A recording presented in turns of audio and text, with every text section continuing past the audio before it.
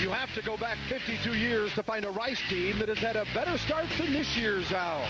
The 2001 model wins with a run, and they've ran to a 6-1 record and are the only WAC team without a conference loss. But it's homecoming at La Tech, and one of the nation's most productive quarterbacks is poised to pass his team into the WAC title race. A contrast of styles provides the backdrop for a major WAC matchup next on Fox Sports Net.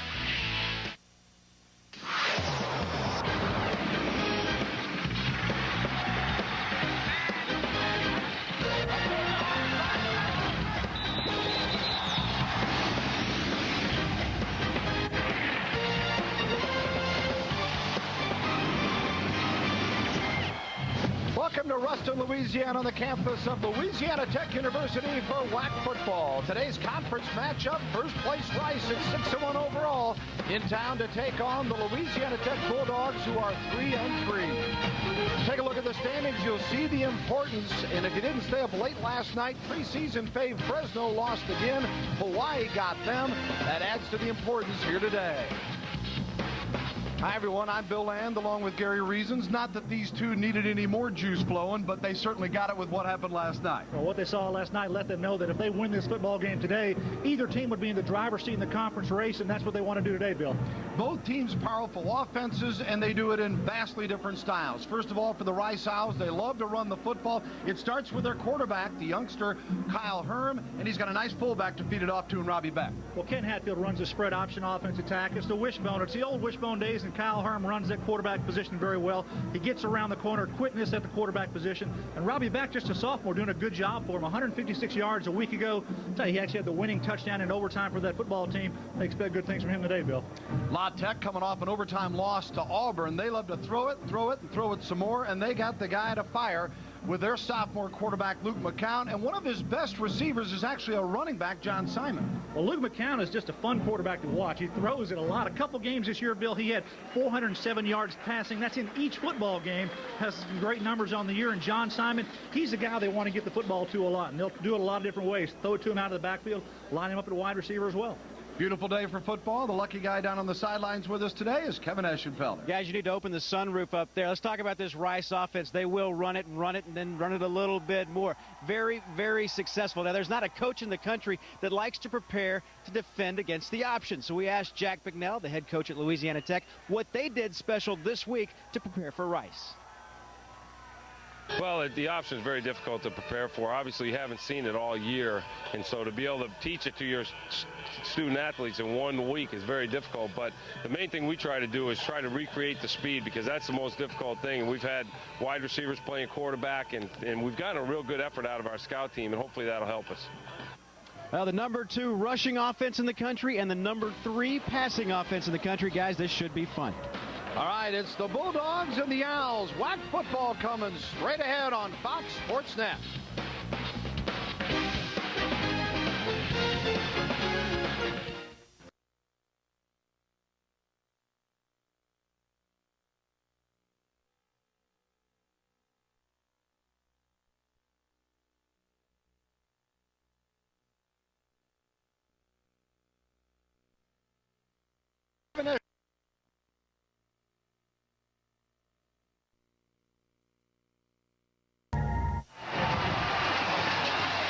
Welcome back. The Rice Owls hoping to fly high today against the Louisiana Tech Bulldogs in Western Athletic Conference football from Ruston, Louisiana. Bill Land, Gary Reasons, and Kevin Eschenfelder in the Fox Sports Net crew with you. And hope you're having a great Saturday afternoon as these two get ready to fight for first place in the WAC. And it is a great day for football. A little breezy, but not a cloud in the sky with 63-degree temperature, the humidity at 40%, and the wind out of the west at 10 to 15 miles per hour. And that certainly might have a little bit of effect on the Louisiana Tech throwing game. For the Rice Owls, it's run it, and run it some more. And Ken Hatfield, the head coach of the Owls in his 8th year at Rice, and with their best start since 1949, he took them to a share of the Southwest Conference back in '94 to the league championship. His best record at Rice 7-4 in 96 and 97. And this bunch rolling at 6-1. Their only loss to the University of Nebraska in Lincoln. On the other side is Jack Bicknell in his third year, 14-15. His first season after he was elevated from the offensive line coach, he went 8-3.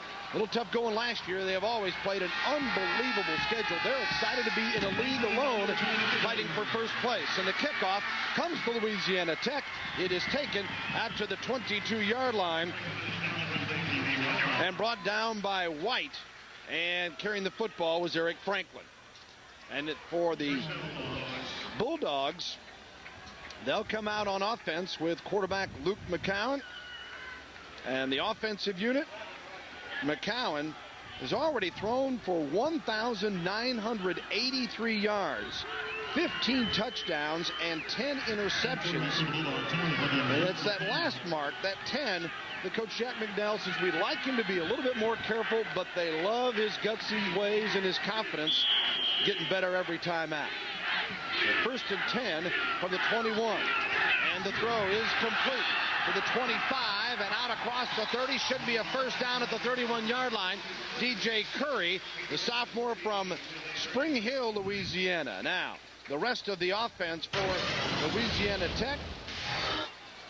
Take a look at McCown and his career numbers. This guy is just a sophomore. Didn't get his first start till nearly mid-season last year against Tulsa. Big offensive line, the biggest 6'6", 331-pound Damian Laverne anchors that right side. Everybody can catch the football. The leader is Daig, as he has 43 grabs for 535 yards. And on the first down, Rice comes up with a big defensive play as Smith is tackled. And let's take a look at the Rice defense, Gary. Well, the defensive Rice has to do a very good job in a passing game, and their defensive front has to get some pressure. They're going to expect Brandon Green to get back there and pressure McCown from his defensive end position, and the linebackers have to play extremely well also, Bill. Joe Bob Thompson leads that group. He's a leading tackler on the defense. And I'll tell you, the secondary has some tremendous players. Patrick Denny is a good cover corner. Jason Hebert, I'll tell you, he's a good free safety in this conference. We got some great veterans to anchor this club. It is 2nd down and 12 and incomplete. Almost picked off in the secondary by the Rice Owls on the deflection. So coming up on 3rd down now for Louisiana Tech. Louisiana Tech 3-3, a 48-41 overtime loser to Auburn last week. At Auburn, they were down 31-13 before they came roaring back. And McCowan had the 3 TD passes, but 5 interceptions in that game. 3rd and 12 from the 29 for McCowan and the Bulldogs. Good protection. Wide open and complete. First down at the 43-yard line. Harris making the reception. Harris gets his 18th grab of the year. Kenny Smith, the right corner, was covering on the play, a senior from Gulfport, Mississippi. Well, Bill, you'll see what the Bulldogs like to do. They put 5 wide receivers in the passing game here. McCown just reads the defensive coverage and throws a strike out to Harris on the outside. The Rice defense is going to change it up. A little bit of man, a little bit of zone coverage, and pressure the quarterback as well. It's the only way you can really defend this offensive attack. 1st and 10 at the 43. You see 3rd and long, not a problem. How about 1st and 10? Going deep and incomplete. As Dendy was covering on the play, Daig, their leading receiver, the intended receiver on that play. Well, Luke McCown had a receiver out with a step behind Dendy that time. Daig, you see him here. He's having to come back for the football. The ball's a little bit underthrown, but Dendy catches up to make the play. So Louisiana Tech not afraid to go for broke. And to mention, with 3rd and 12, you come back and get the first down, you go ahead and really do anything you want first down. 2nd and 10 here at the 43. First possession for the Bulldogs. And incomplete off of Daig. Dendy there to pick it up in case it was ruled a completion. You see Daig a little disappointed himself with 43 catches, 5 touchdowns this year, 535 yards. His longest play, a 39-yard reception. He's a senior from Baton Rouge, Louisiana. Well, Daig has become their go-to receiver outside of John Simon, number 8. Number 9 is the guy they're going to throw the ball to a lot. He's had a couple of big games so far this season, Bill. And it sets up another 3rd and long. 3rd and 10 from the 43 as you look at Coach Bicknell on the sidelines here in Ruston. Out of the shotgun is McCown. And flags will stop this one. The name sounds familiar. You've seen that McCown name. Well, it should as far as quarterbacks. Of course, got two brothers that have played quarterback. Josh was at... False start on the offense. 5-yard penalty remains. Third down. Josh was at SMU before transferring to Sam Houston State. Doing very well there. And, of course, Randy, a standout at Texas A&M. Yeah, and this younger brother here, Luke, is doing a good job for this Bulldog team. Came in last year as a freshman. They didn't really expect him to play as a true freshman, but he just showed the confidence and ability to get it done, and they put him out there and did a great job. And here in his sophomore season, just lighting things up. 3rd and 15 from the 38-yard line. McCown sets up the screen, and it's incomplete. John Simon had some blockers there, but some receivers who normally don't drop balls have dropped a couple here, and then one underthrown by McCown, and now Louisiana Tech will have to punt. John White was covering on that play. It'll be a 4th and 15 with 13:46 remaining in the first half. And here's the difference. La Tech runs what? 6-7 plays. How much time's off the clock? Minute and 15. Yeah. Now, Rice runs 6 or 7 plays. We're talking midway through the quarter. And the punt by Upton takes a La Tech roll down to the 11-yard line, almost the 10, and that's where the Rice Owls will get their first possession. We'll be back with it here on Fox Sports Net. No score, first quarter.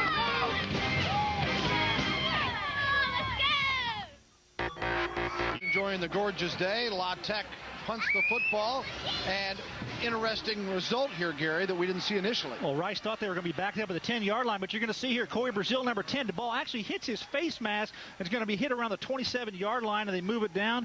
Initially spotted at the 10-yard line, but a good close look at it, and they've adjusted it on the field, and correctly so. Otherwise, it would have been a big hole for Rice to come out of to start this ball game.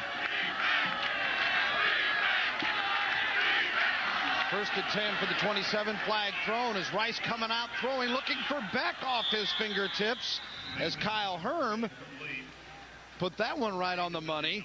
And Gray was covering. Gray is their all-everything defensive back, but as I mentioned, a flag thrown. A little surprise from Rice coming out with a throw on the first down, Gary. A little play action is what they do best. I think we're going to have a 5-yard penalty, replay. Jump in the neutral zone by the defense. A hard count by the quarterback, Herm.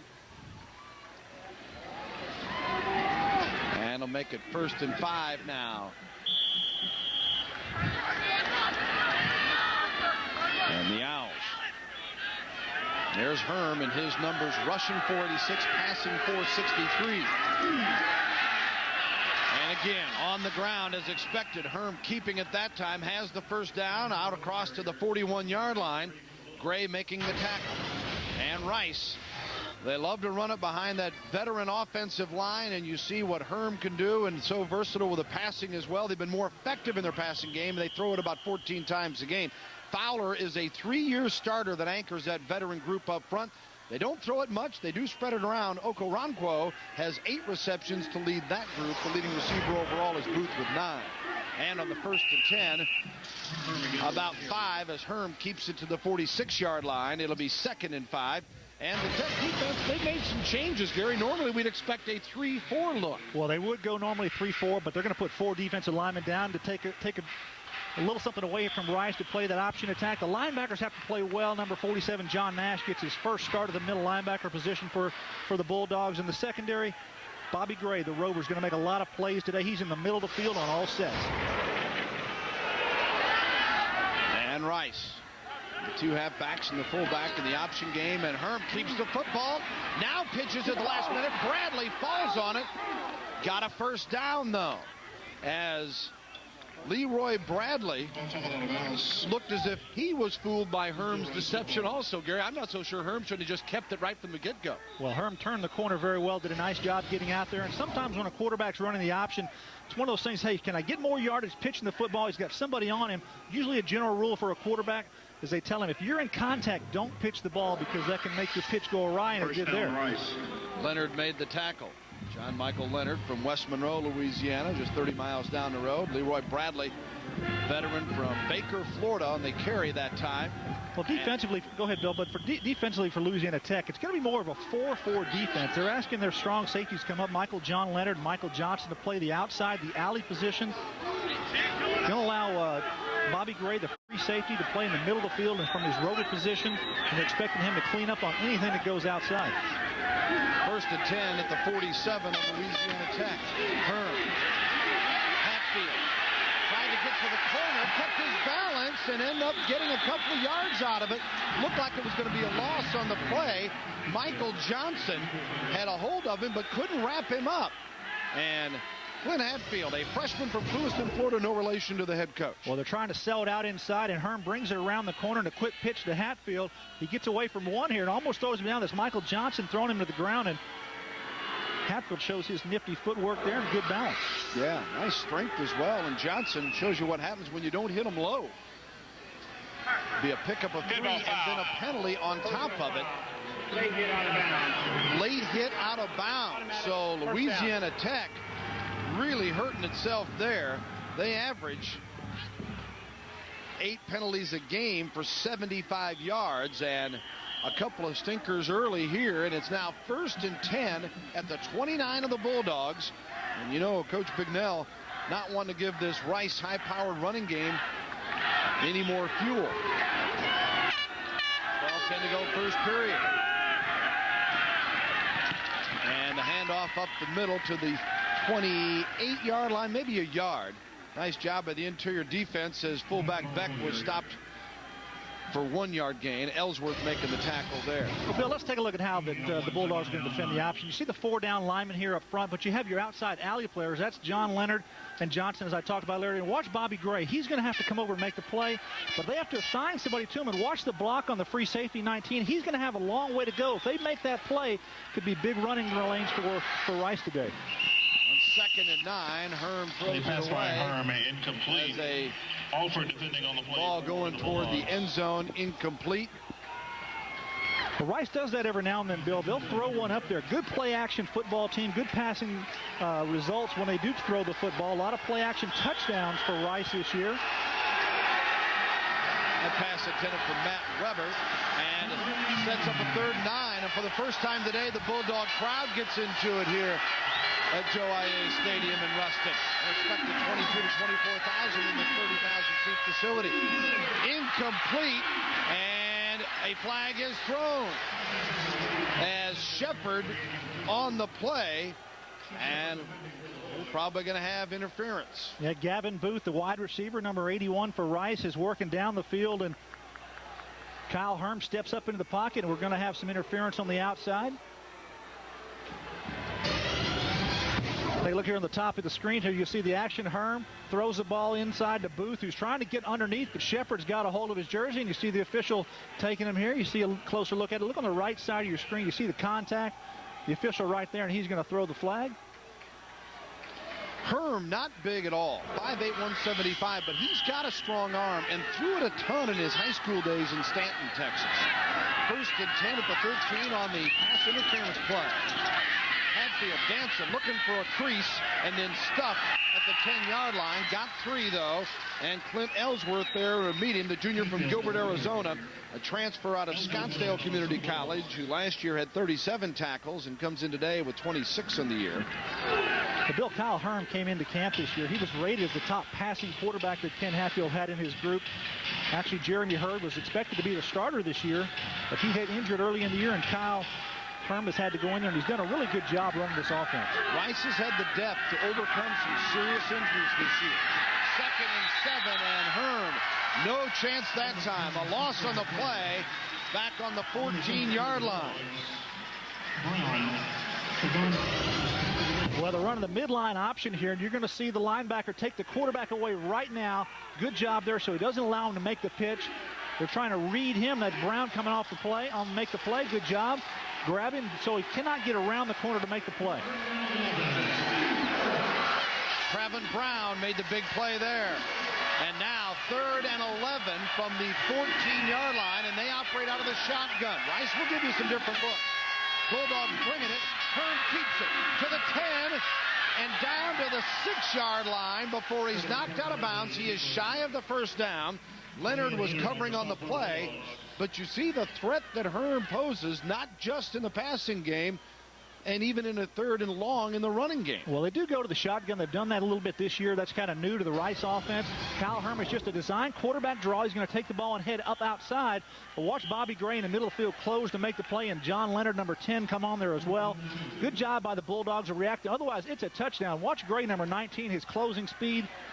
A lot of scouts in the NFL like that young man as a free safety. So coming on for the field goal attempt, Brandon Skeen. Brandon Skeen, who was 5 of 13 in field goals this year.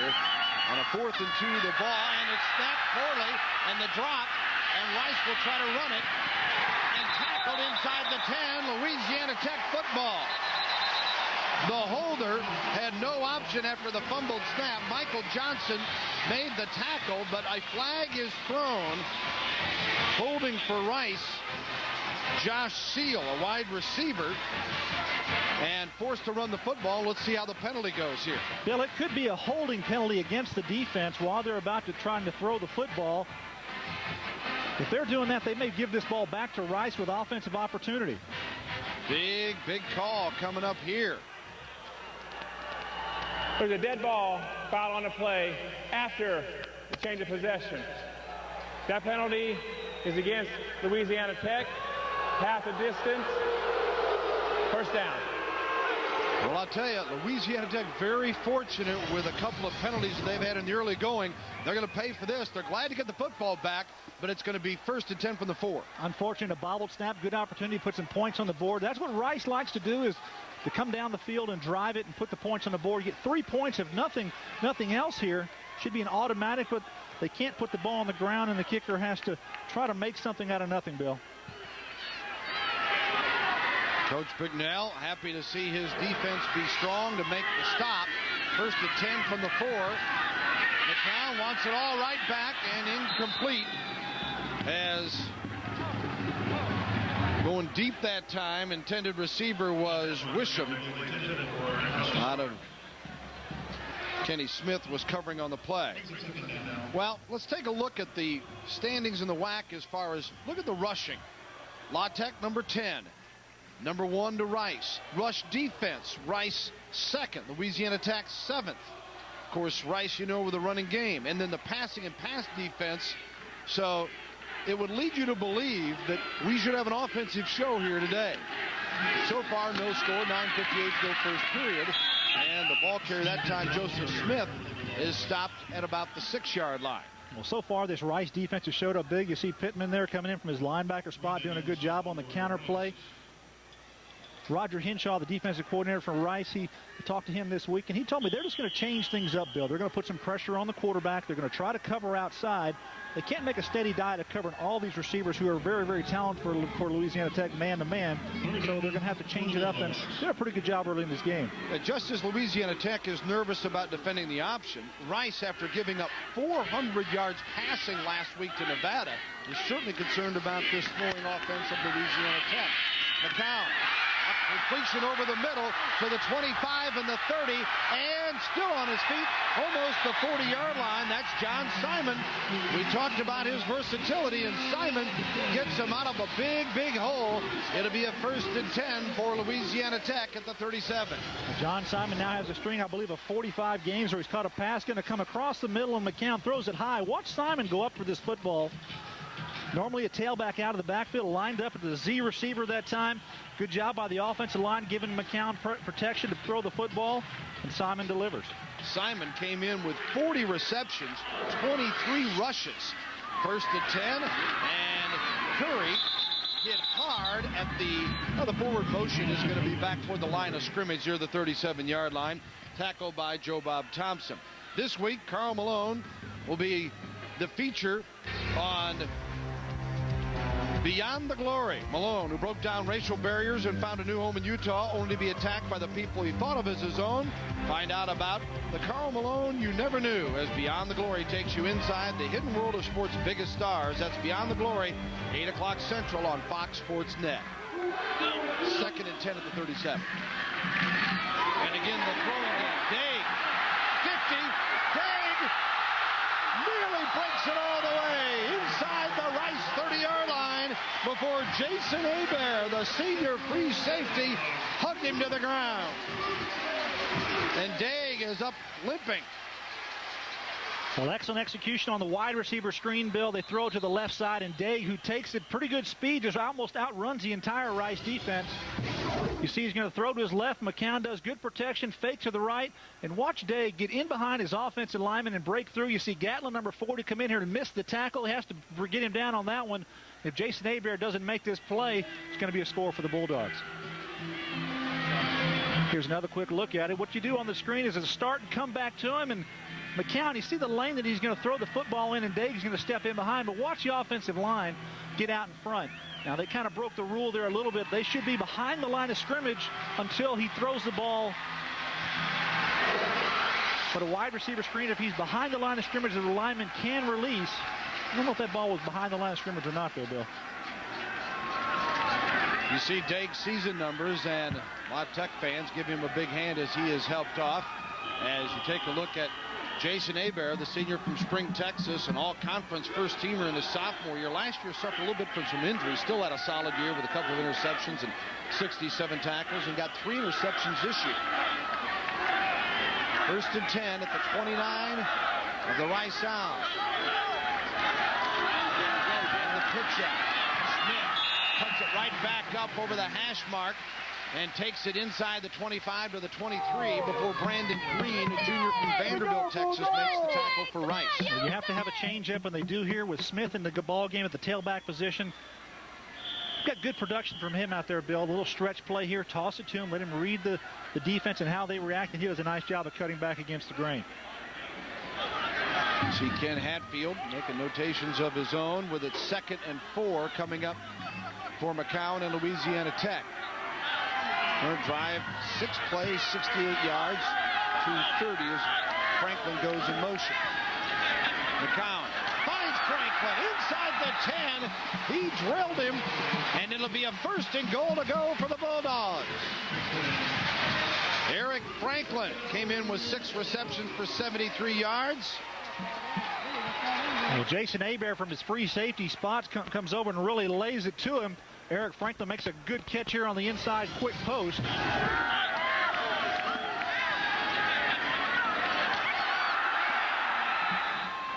And that action, Hebert shaken up a bit, but that's how close it could have been to an interception.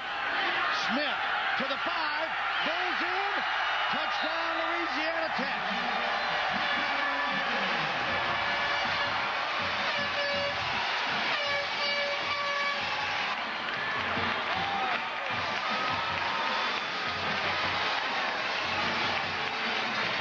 And the Bulldogs strike first, leading the WAC in scoring at 35 points a game with 6:46 to go in the first.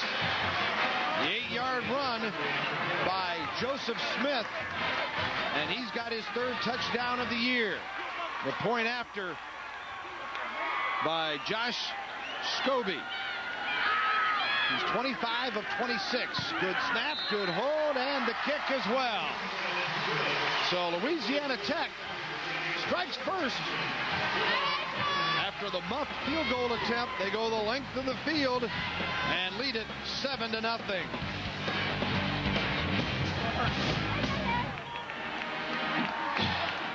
Founded on the legacy of William Marsh Rice in 1912, Rice University is a private institution providing a superior education for students of the highest academic standing. Dedicated to unbounded achievement in research, teaching, and service to society. This university is playing a part in putting a man on the moon. Rice stands proudly on a tradition of excellence in letters, science, and art. Rice University, educating uniquely to the highest standards. Plays 91 yards, 318. That's a time-consuming drive for Louisiana Tech. Well, they had 2 or 3 big pass plays on the drive, Bill. Smith officially a 7-yard run. Yeah, the pass plays to Daig of 34 yards and 15 to Franklin set that TD run up. Penalty on the kickoff as Hatfield was back, and free kick out of bounds, and they'll take the penalty there and operate with excellent field position at the 35-yard line for the Rice Owls. Both teams coming in here, they told me they felt like they needed to score points to win this ball game. And for Rice, they'd like to run the ball, as we know, methodically down the field. And that's very, very much okay for Louisiana Tech and their offense. Conroy Hines, their offense coordinator, told me that he said, hey, he'd be happy to score within 1 minute ability as well. Degg looks okay. We'll send it down to Kevin Eschenfeld in just a moment, see if he can help us out with some of the injury news. Herm fumbled it, got it right back. Made the best of it, but he is hammered as he tried to turn the right corner. Coming up to make the tackle, John Nash, redshirt freshman. Let's send it down to Kevin Eschenfeld. All right, you called it, Bill. Delwyn Degg never did go sit down or get any treatment. Stayed on that ankle the whole time. Appeared to be his right ankle. Never sat down, never stopped moving on it. I would be surprised if he's not back on the next offensive possession. All right, thanks, Kevin, and we'll try to get progress for you on Hebert as well, as those the early two players shaken up. And no offsides here as you see Keith Meyer, the junior from Bay City, Texas, jumping the gun, and that'll be tagged against the Owls. Second down. Now, you won't see that much from this Rice team. They've only been averaging 6 penalties a game, and with the veteran team they've got and the precision that Ken Hatfield expects, and he's been getting this year. Very disciplined team. 22 returning starters for this Rice Owl bunch. 6-1, and to throw it. And it is incomplete. Greg Henderson, the new quarterback, on the long pass. He's a freshman from Wichita Falls. And Hatfield very comfortable with both guys, as Henderson's run it for 4.5 per carry and a touchdown this year already. Olford was covering on the play. It brings up a 3rd and long, and this is not what Rice likes to do. They don't operate very well in 3rd and long situations. Their team is really not set up for this type of play, Bill. Henderson's thrown it for 269 yards, 13 of 32 coming in, and 3 interceptions. Keeps the football. Broke a tackle at the 40. Across midfield, first down, Owls. As Bobby Gray, the senior from Aldine, Texas, makes the tackle. First down, Rice Owls, a 19-yard pickup on the quarterback scamper. That's the thing, even when they're throwing, they may not be, huh? Well, Henderson, he's just going to take off. He's got 2 receivers out in the pattern. The protection breaks down, and he sees he's got clean open field to the left of the field. Does a nice job, and Bobby Gray comes over to make the tackle. One more look from the ground level. Yeah, you see Gray here closing from his left side, and Henderson trying to get what he can on it. 1st and 10 at the 49. Hatfield, I believe it was, and he was rocked when he got to the 48-yard line. Clint Hatfield, 5'9", 184. No relation to Ken, but they've already put the nickname Junior on him, and you know the players like to have some fun with that. Well, he's a quick back there. They like his speed, his ability with the football and in the open field, but Willie Shepard came up from his cornerback spot and laid a pretty good lick on him. Pickup of 1, 2nd and 9 at the 48 as Henderson looks for the play, and now they'll operate without the huddle. And he stumbles coming out of the gate. A loss back to the 50 and actually in Rice territory near the 49-yard line. And Leonard was covering on the play. Marshall, and also for Louisiana Tech, you saw number 36, Avance there. Brandon Avance. Bill, one of the keys to stopping the option attack is go ahead and get some penetration from your defensive lineman. Make the quarterback run the hump or run the bubble, step over lineman's arms and hands, and that was the case there for Henderson. 3rd and 11 from midfield officially. Henderson, the last minute pitch. Turns it up, collared out of bounds at the 44-yard line, short of the first down on the 3rd and 11. And Michael Johnson was there to make the play, a sophomore out of Dallas Bishop Dunn High School. Well, it's 3rd and 11 here. Most teams probably would throw the football, but Ken Hatfield decides to go the down-the-line option, try to win the corner, get full blocking there, and pitch it late to a speedy tailback. But not enough blocking on the corner, and the Bulldogs hold him short. It's going to bring up a 4th down. Coach Hatfield is freshman from Wichita Falls. And now back to receive the kick for Louisiana Tech. Number 8, John Simon, the senior from Baton Rouge. And the punter, Travis Hale, is on. He's a junior from Duncanville, Texas, the south suburb of Dallas. Averaging 40.1 per kick. His long 72 yards against Duke. And Hale. Boom, kick one. Simon lets it go, and Rice gets a nice bounce as it comes back. It does not go into the end zone, but anytime you get inside the 20, you're happy, and it'll be 1st and 10 from the 12. And that's where La Tech will operate with a 7-0 lead. Welcome back. It's 7-0 Louisiana Tech over the Rice Owls, and the Bulldog fans fired up here in Ruston. And let's go quickly to Kevin Eschenfelder. All right, Jason Hebert's back in the game after having the wind knocked out of him. Now, Kyle Herm and Greg Henderson at the quarterback spot for Rice. As far as I know right now, talk to the training staff. There's nothing wrong with Kyle Herm, so I'm just going to have to leave it as the coach's decision. Just try to change things up. Back upstairs. All right, thank you, Kevin. As Pittman makes the tackle on the first down play for Louisiana Tech, they pick up 4 to be 2nd and 6. McCowan, 6 of 11 for 105 yards coming into this series as he completes 59% of his throws.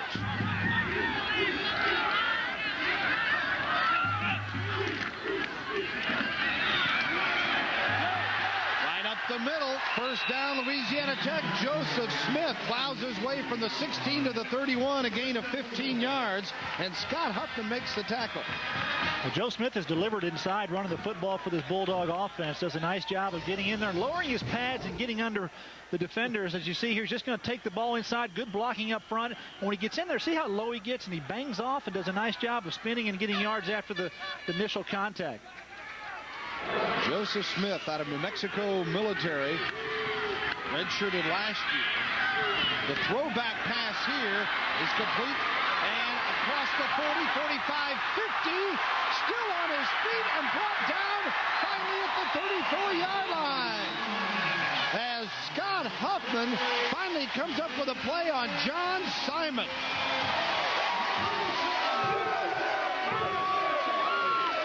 Well, it's just a roll and throwback screen to John Simon. Good job of play action. Good job of faking the ball. You see McCown throws it back, and the big block here is on the linebacker, Rashard Pittman. You see him going down right there, and watch out front as he gets behind the lineman, and Simon is going to take it in here and get some more yardage on the play. Boy, what great effort and balance from Smith, rather from Simon. And way back on the 31-yard line, Rashard Pittman is being helped off by the Rice training staff, the strong side linebacker. You see him in the background there, headed to the sidelines, senior out of Florida. Bill, for that play to work, they have to block that outside linebacker on the weak side, which was the weak side of the formation, and Pittman was there, and good job by the offensive cut blocking him on the play. It was a legal block, and Pittman fell down and was on the ground when John Simon went around him. So Rice getting banged up a little bit. Earlier we had Hebert with what appeared to be a little stinger to the shoulder, and he's back in the game. Here's Pittman leaving. La Tech driving with a 7-0 lead, 1st and 10 at the 34-yard line. 35-yard pickup on that last play, and 3:36 to go here in the period. Justin Engler comes on for Pittman. He is a junior from Denton, Texas. And the throwing game again. And the completion to Delwyn Daig.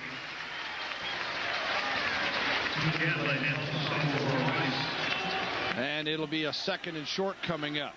Well, it's the new show everyone's been talking about, the Best Damn Sports Show period. It's the new nightly show. Features a comedian that's a diehard sports fan, a bunch of ex-jocks who really know the game or think they do. Critics are calling it a collision of sports and comedy, and just what we've been waiting for. Introducing the Best Damn Sports Show period, weeknights 7:30 and 11:30 p.m. only on Fox Sports Net.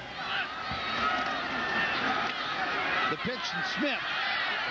He is tackled at the 25-yard line. The Joseph Smith brought down by Jeremy Callahan, a freshman from Pflugerville, Texas. Look at Jeremy. Came in with 18 tackles. Yeah, a couple of good toss plays here today so far by Louisiana, taking the ball into Joe Smith's hands, and does a good job of reading. That offensive line is good size. Be on the right side, you got Tom Curry, number 77, the 314-pounder. Damian Laverne, you talked about him earlier, 330 pounds at his right tackle position. A hungry little Bulldog. Doing a little measure here for the first down.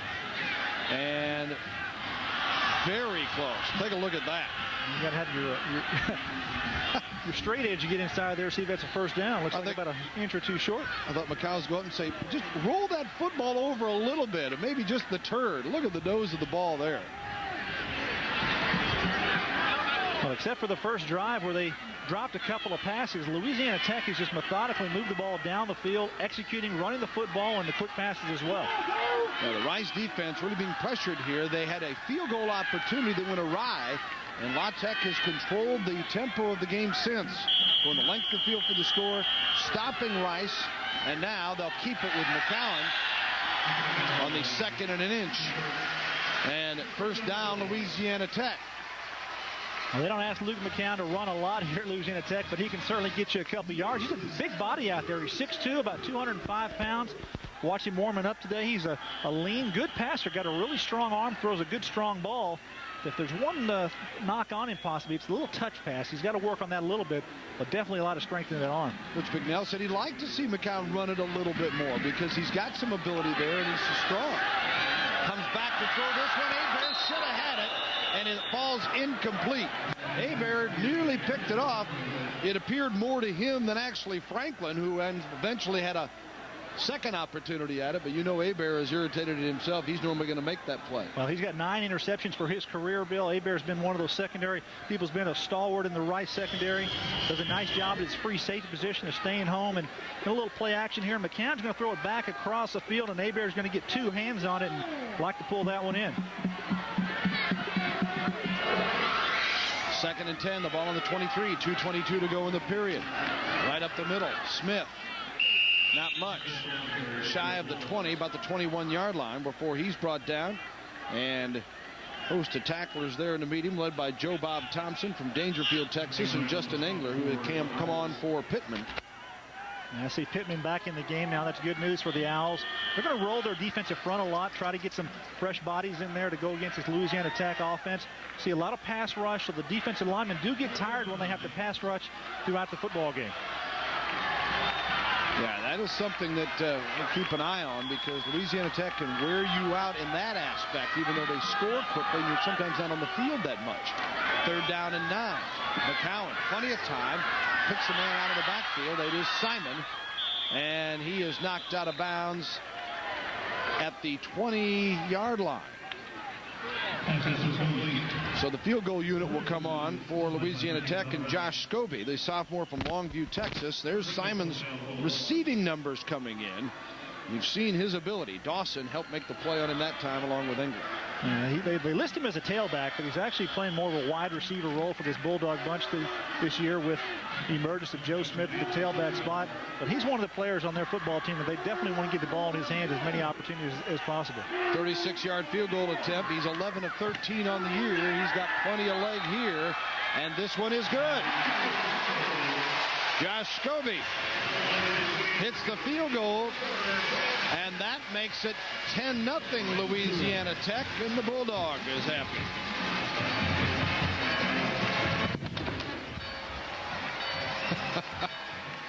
I was wondering, even the mascot never gets used to the cannon shots here. Well, these students do. They get out there and they do the push-ups in the end zone like a lot of teams do when they score those points. But it brings up an interesting point in the game now, Bill. Rice is now going to be playing from behind, which is kind of tough for a football team of what they do. They run the ball a lot. They don't score in a hurry. So a lot of teams, you think, hey, we want to hurry up and score and get back in this football game. Ken Hatfield's been running that offense quite a long time, and he knows, hey, we'll just methodically do what we do, score points, and hopefully our defense is going to make some plays. The defense is key this week for Rice, Bill, because they need to get some turnovers, create some turnovers. Last week, 5 interceptions Luke McCown threw in that Auburn game that they nearly won. Then Rice would like to take advantage of some of that today.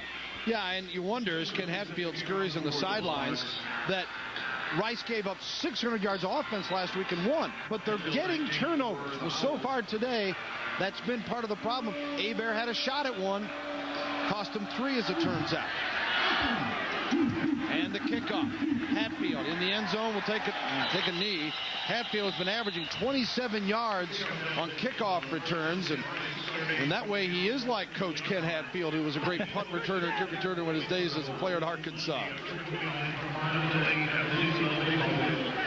Of course, Ken coming here to Rice from Clemson, and also stops at Arkansas and at the Air Force Academy.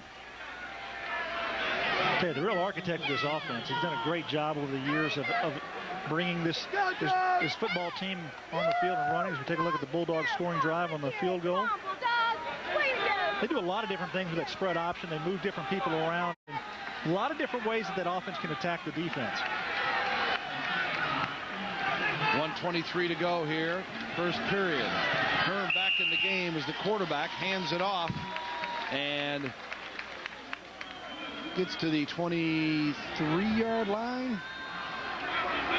And Tyler the ball carrier, Jamie Tyler. The other thing that's kind of interesting here, Herm was taken out for a series.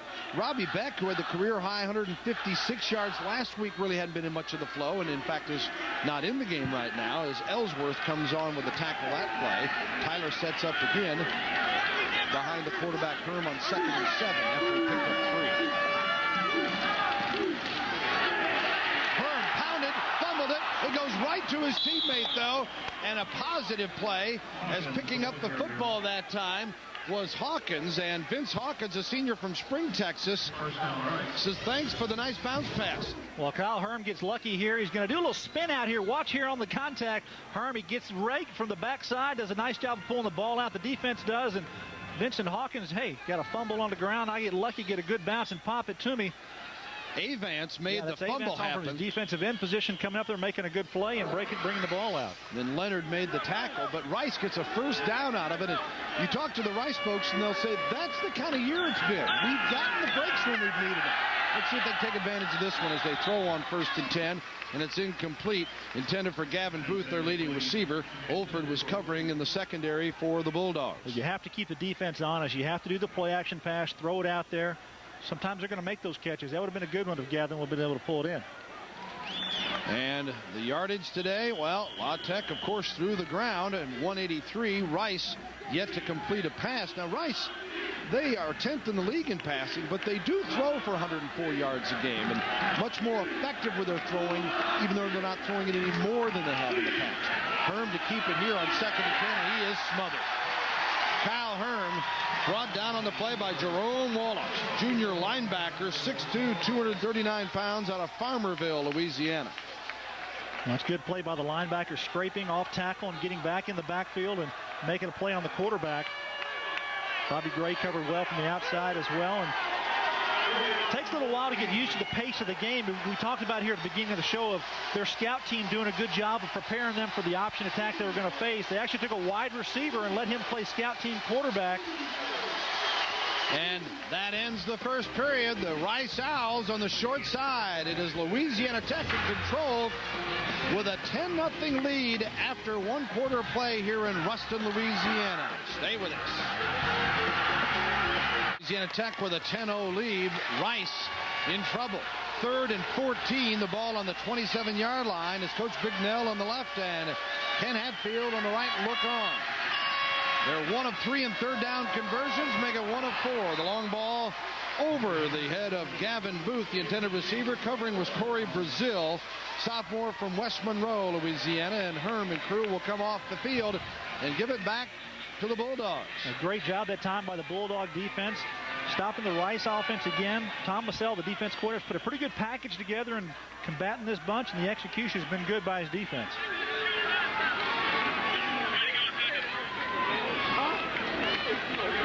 Punting time for Travis Hale, and Hale on his own 11-yard line.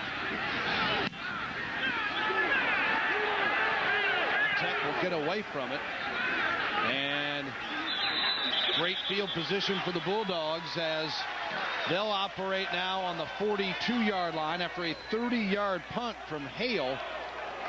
And I don't know if the wind carried that one back a little bit or not, but certainly advantage Louisiana Tech. Let's take a look at the first quarter numbers here that have been posted by the Louisiana Tech offense.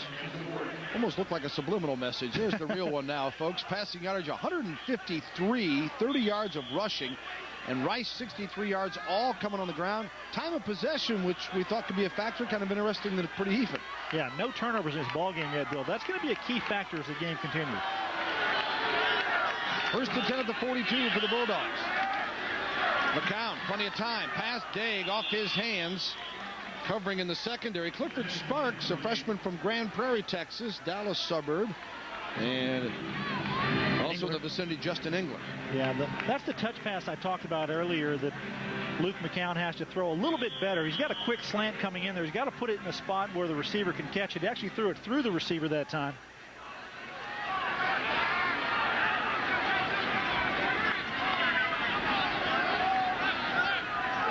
McCown, 10 of 17 for 153 as he sets up 2nd and 10. Short of the first down, upended by Sparks. And they're going to mark it at the 49. It'll be 3rd and 1 coming up. A pickup of 9 that time for Eric Franklin. Well, Franklin's going to come across. Look at the line blocking here. Nobody's getting to the quarterback. McCown's just able to stand up there and throw the football. Go low on the tackle here. So he's got a good clean field of vision coming across the field. Just delivers it down to Franklin. And well, good point, Gary. That Rice defensive front is not getting any heat at all on McCown. 3rd down and 1 at the 49. One back. Play action. Complete. 35, 30. Down to the 15 and brought down there. The tight end, Major Richmond. Richmond just his 5th catch of the season. The touchdown saving tackle by Hebert. 39 yards on the play. Well, you think you're going to throw to the wide receivers all day, but the tight end is a factor too in this offense. Major Richmond, a good receiving tight end. He's on the line up here on the left side. He's going to come across what I'd call a pop pass, get between the linebackers, get behind the man in coverage. That was Gatlin, didn't get him, and Jason Hebert has to come from his free safety spot to make the tackle. McCown looks the opposite way and comes back to his open tight end. 1st and 10 at the 12. The Bulldogs pitching a shutout and looking for 7 more with a 10-0 lead. The reverse to the 15, the 10, and down inside the 5 to the 2-yard line. Sparks making the tackle on Thompson. Well, Frank Thompson, a senior, they're going to let him run the reverse play. And be very close to 1st and goal. In fact, will be. Yep. One of the few running plays that the wide receivers have here, and shows his speed. And watch him set up the blocks. Hey, he's not nothing outside, but I'll get in behind one of my big guys. That's Laverne, number 70, and he is big. He can clean something out.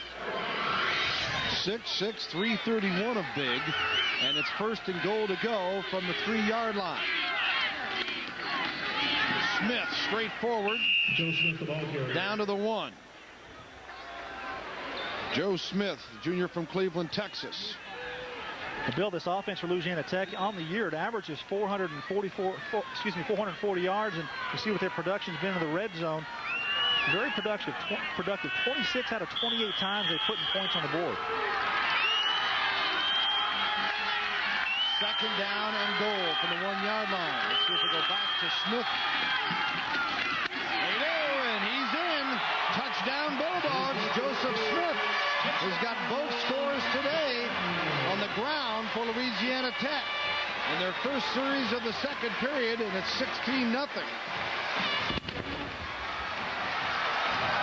Well, just go behind your strength, the right side. That's Tom Curry at the right guard. He's big. Damian Laverne, we talked about him. They do a good job of cleaning it out for Joe Smith, and he takes it into the end zone. Scobie will come on for the point after. 26 of 27 on the year, and has also hit the field goal today, so he's off to a good start this afternoon as well. Count it. 17-0. And the Bulldogs wanting a share of that WAC first place, and Smith and company helping give it to him so far. 17-0. Contest. And that fella's got both touchdowns for the Bulldogs. The last one a 1-yard run on capping off a 58-yard drive that required just 2:01. And Louisiana Tech has put the Owls back in their nest. It is 17-0. They still have plenty of time. We got just 12:44 remaining. We had 12:44 remaining. This one goes out of the end zone. First half action. But Rice is going to have to, establish something consistently offensively, and defensively they got to come up with an answer or two as well. Well, first let's talk about the offense. The offense has been out through a couple of series now. They've seen how Louisiana Tech is defending them. So Ken Hatfield and his offensive coordinator Scott Wachenheim have to make some adjustments, find a way to attack this defense first and foremost. And when the Rice Owl defense gets back on the field, they've got to find a way to stop Louisiana Tech. They haven't done so today. The Owls only lost to Nebraska, who, by the way, just finished off Oklahoma, so they will be #1 in the BCS rankings next week. Rice with victories over Nevada last week, Navy, Boise State, at Hawaii, as well as Duke and Houston, to roll in 6-1, in big danger of losing their first WAC game here today, though. And the first down keeper, Henderson, their quarterback, back in, and he picks up 7. It'll be 2nd and 3. Olford made the tackle on the play. Another midline option there, and Henderson brings it around the corner. You'll see some adjustments by this Rice offense. That's what the magic is that Ken Hatfield has with it. He's able to see what the defense is doing and makes little subtle adjustments with his blocking and his paths at his backs on their option plays. Fumble. La Tech still can't come up with it. Finally they do, and it'll be Bulldog ball at the 31-yard line. Bobby Gray with a fumble recovery, his 2nd of the year. This is a guy that gave thought to coming out early and going to try his work in the NFL. Well, Robbie Beck coughed it up that time, and Gray, who's easily their best player defensively, shows you another reason why. He finally came up with a handle. They could have had it earlier. Well, Rice wants to try it up the middle, and he puts the ball in there, and Beck doesn't receive it. The ball's going to pop out, and Bobby Gray's just going to find it. If Heath Fowler, number 65, doesn't make the tackle, Bobby Gray's going to walk in for a score. 1st and 10 at the 31. So Rice doing so well in the turnover situation of the year. Coughs it up here. The screen pass is complete to Simon. He takes it to the 22-yard line before they're going to move it back a little to the 24. Green making the tackle. Brandon with the stop for the Rice Owls. But Rice came in, Gary. They were 2nd in the league, 20th nationally in turnover margin at +6. They'd had 8 interceptions, and that's the other thing that you're thinking, all right, they're going against a team that's going to throw it. Well, they haven't picked anything off, and now they've given one back and an opportunity the other way. 2nd and 3, and Smith brings it near the 20-yard line. May have to measure for the first down. We'll see. Looks like he may have it.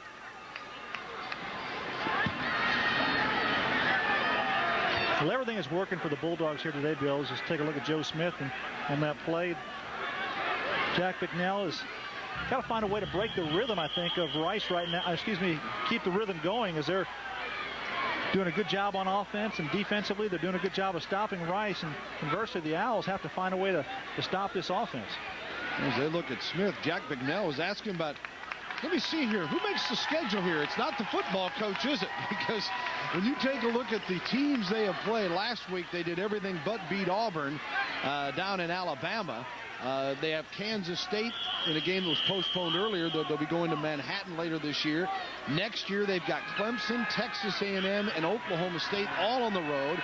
They've played Miami and Penn State and many others in recent years. And he said, well, hopefully now that we're in a league and we're guaranteed some home games, he said, we can cut back a little. But he said, we do want to continue to play the best to try to make a name for ourselves. Well, I talked to Jack about being in the conference, and he said it's a great fit for this football team. When you've been independent as long as the school has, and your bowl opportunities become less, so you have to measure here for see if you got the first down on the 3rd and short. Coach Hatfield not happy at all on the other sideline, as I'm going to come out and measure here. But being in the conference for Louisiana Tech, I think, is a good move for them. It's a really good fit. Good competitive rivalries within a region that is. They still come up short here, about 6 to 8 inches, it looks like, Bill. So it'll be 4th down, and you make the call. As don't see Scobie coming on. Well, I think it's a safe call. You're up 17 points. Go ahead and see if you can get the first down on 4th and continue for a score. At least your thought here is touchdown. That's the whole goal here. Go ahead and get a touchdown. Stark wide right, Daig wide left. The 2 tight end set And the lone back is Joe Smith on 4th and less than a yard. They got it. Not by a whole lot, but didn't take much. Inside the 20-yard line. First down, Bulldogs. Well, the crowd gets behind them. The big guys up front. A lot of different ways that offense can attack the defense. 1:23 to go here. First period. Herm back in the game as the quarterback hands it off and gets to the 23-yard line. And Tyler the ball here. Jamie Tyler. One thing that's kind of interesting here, Herm was taken out for a series. Robbie Beck, who had the career high 156 yards last week, really hadn't been in much of the flow, and in fact is not in the game right now, as Ellsworth comes on with a tackle that play. Tyler sets up again behind the quarterback Herm on 2nd and 7 after he picked up 3. Herm pounded, fumbled it. It goes right to his teammate, though, and a positive play, as picking up the football that time was Hawkins. And Vince Hawkins, a senior from Spring, Texas, says thanks for the nice bounce pass. Well, Kyle Herm gets lucky here. He's going to do a little spin out here. Watch here on the contact. Herm, he gets raked from the backside, does a nice job of pulling the ball out. The defense does, and Vincent Hawkins, hey, got a fumble on the ground. I get lucky, get a good bounce and pop it to me. Avance made the fumble happen. From his defensive end position, coming up there, making a good play and bringing the ball out. Then Leonard made the tackle, but Rice gets a first down out of it. And you talk to the Rice folks, and they'll say, that's the kind of year it's been. We've gotten the breaks when we've needed them. Let's see if they can take advantage of this one as they throw on 1st and 10, and it's incomplete. Intended for Gavin Booth, their leading receiver. Olford was covering in the secondary for the Bulldogs. Well, you have to keep the defense honest. You have to do the play-action pass, throw it out there. Sometimes they're going to make those catches. That would have been a good one if Gavin would have been able to pull it in. And the yardage today, well, La Tech, of course, through the ground, and 183. Rice yet to complete a pass. Now, Rice, they are 10th in the league in passing, but they do throw for 104 yards a game, and much more effective with their throwing, even though they're not throwing it any more than they have in the past. Herm to keep it here on 2nd and 10, and he is smothered. Kyle Herm brought down on the play by Jerome Wallace, junior linebacker, 6'2", 239 pounds, out of Farmerville, Louisiana. That's good play by the linebacker, scraping off tackle and getting back in the backfield and making a play on the quarterback.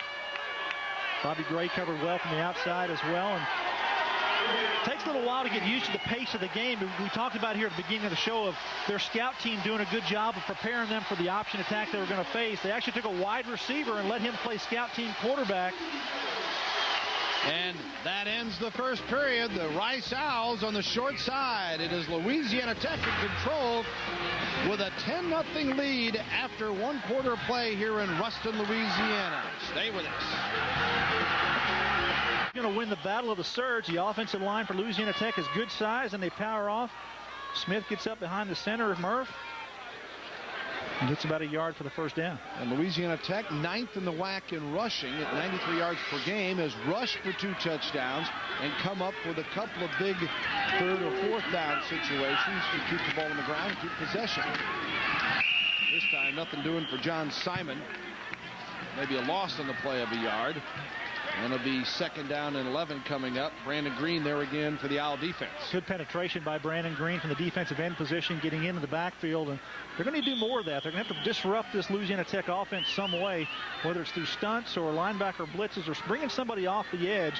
They really haven't gotten to McCown at all or disrupted their running game. Simon and Day go wide left. 2 other receivers to the right side. For McCown, the quarterback, in the shotgun. You see the red zone offense today. 2 touches and a field goal. Plenty of time again. Man open and complete. Inside the 5-yard line. DJ Curry. Engler covering on the play, but a super grab by Curry. The sophomore coming in with 27 receptions for over 400 yards. And Curry had a broken collarbone, missed the first 2 games of the year, but has done a good job coming back, Phil. Good job of getting inside. He breaks in front of Engler. The linebacker just much more speed than Engler has, and Curry makes a pretty good grab. 1st and goal to go for the Dogs on the 3-yard line. bite's been better than the bark so far here today. This crowd is loving it. Complete touchdown, Louisiana Tech. 84, Aaron Capps with the reception. Redshirt freshman out of Mesquite, Texas. Had just 3 catches on the year coming in and gets his first career touchdown. And Louisiana Tech now a 23-0 lead. Well, the decision to go for it on 4th down turned out big as the Bulldogs continue on for the score, and a good touchdown there to Capps. Just a little pop pass here to the tight end who's coming off the line of scrimmage. And the first TD pass of the day for McCown. Scobie. It's good. So McCown's 16th touchdown pass of the year. The first reception of the year in the end zone for Capps. And La Tech with a 24-0 lead. It's all set up with Curry's big reception over the middle from McCown. That gave him a 1st and goal. Capps takes it in 24-0. Rice comes in 3-0, 6-1. Best start since 1949. But so far, looks like La Tech schedule makers did something right this year, as they have dominated the Owls here in Ruston. Hatfield got out of the first mess. Flag is thrown to the 20. What a great return by Hatfield. Still on his feet. And stopped at the 23-yard line. And we'll see where the penalty goes. As it's back inside the 20, it's going to be against Rice. And holding on the return. Nifty footwork, though, by Hatfield. Pretty good job of getting up the field. But Ken Hatfield has to find a way to get his offense on track, get his defense to make some plays, as we take a look here at young Hatfield making his return. Stop and start, make a miss. Just great individual effort that time by Clint Hatfield.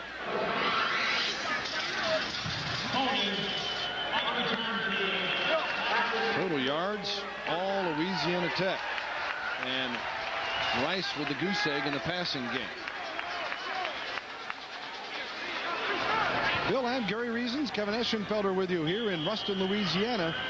The Joe I.A. Field and the stadium, rather, as the Bulldogs laying it on the Owls so far. Rice, 8:55 to go in the second period, 1st and 10.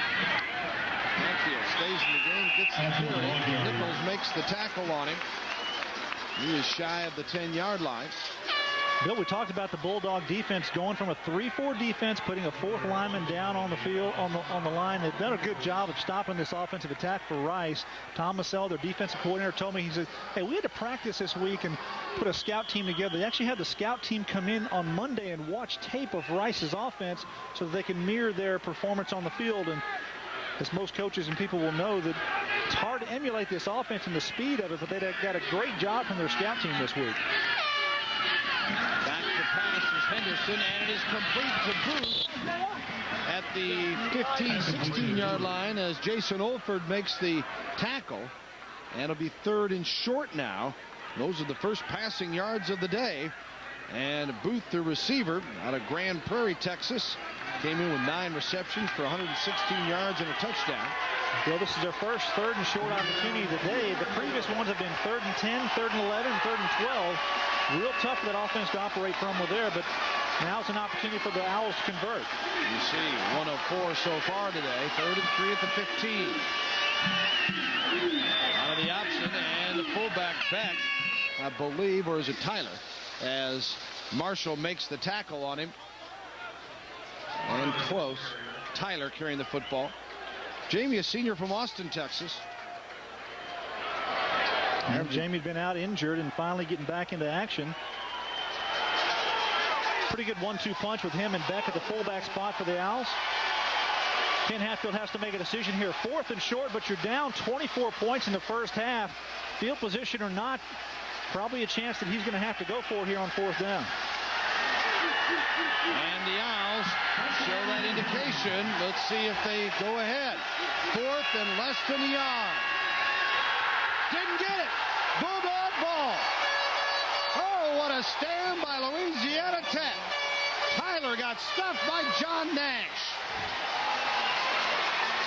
Well, John Nash, in his first start as a collegiate linebacker, does a good job from his middle linebacker spot of coming in behind the line of scrimmage and makes a good tackle, stopping him short. Actually, a good 1 yard short of the line of scrimmage. Jonathan Nash from Mangum, Louisiana, making a big play in his college debut. Take a look at the penetration here by Matt Nash, who comes up between the guard and the tackle and gets him back on the fullback on Tyler. Good wrap-up, good hit. And the result was just about the same as a turnover. 1st and 10 at the 15-yard line. And Louisiana Tech already a 24-zip leader. The play action to McCown looking. Got a man. It is complete. Oh, what a grab in the end zone by Curry. Touchdown, Louisiana Tech.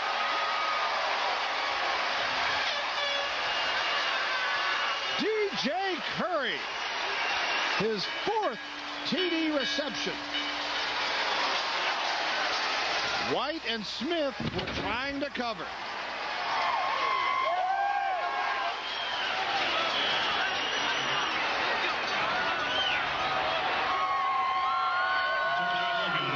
Well, I asked Coach Bicknell, did you get any confidence even though you lost at Auburn? He goes, yeah, because our players thought we should have won the game.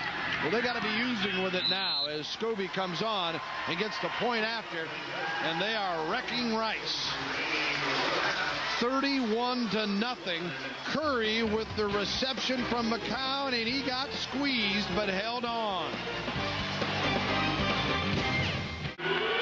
No misprint, folks. Louisiana Tech landed on Rice, 31-0.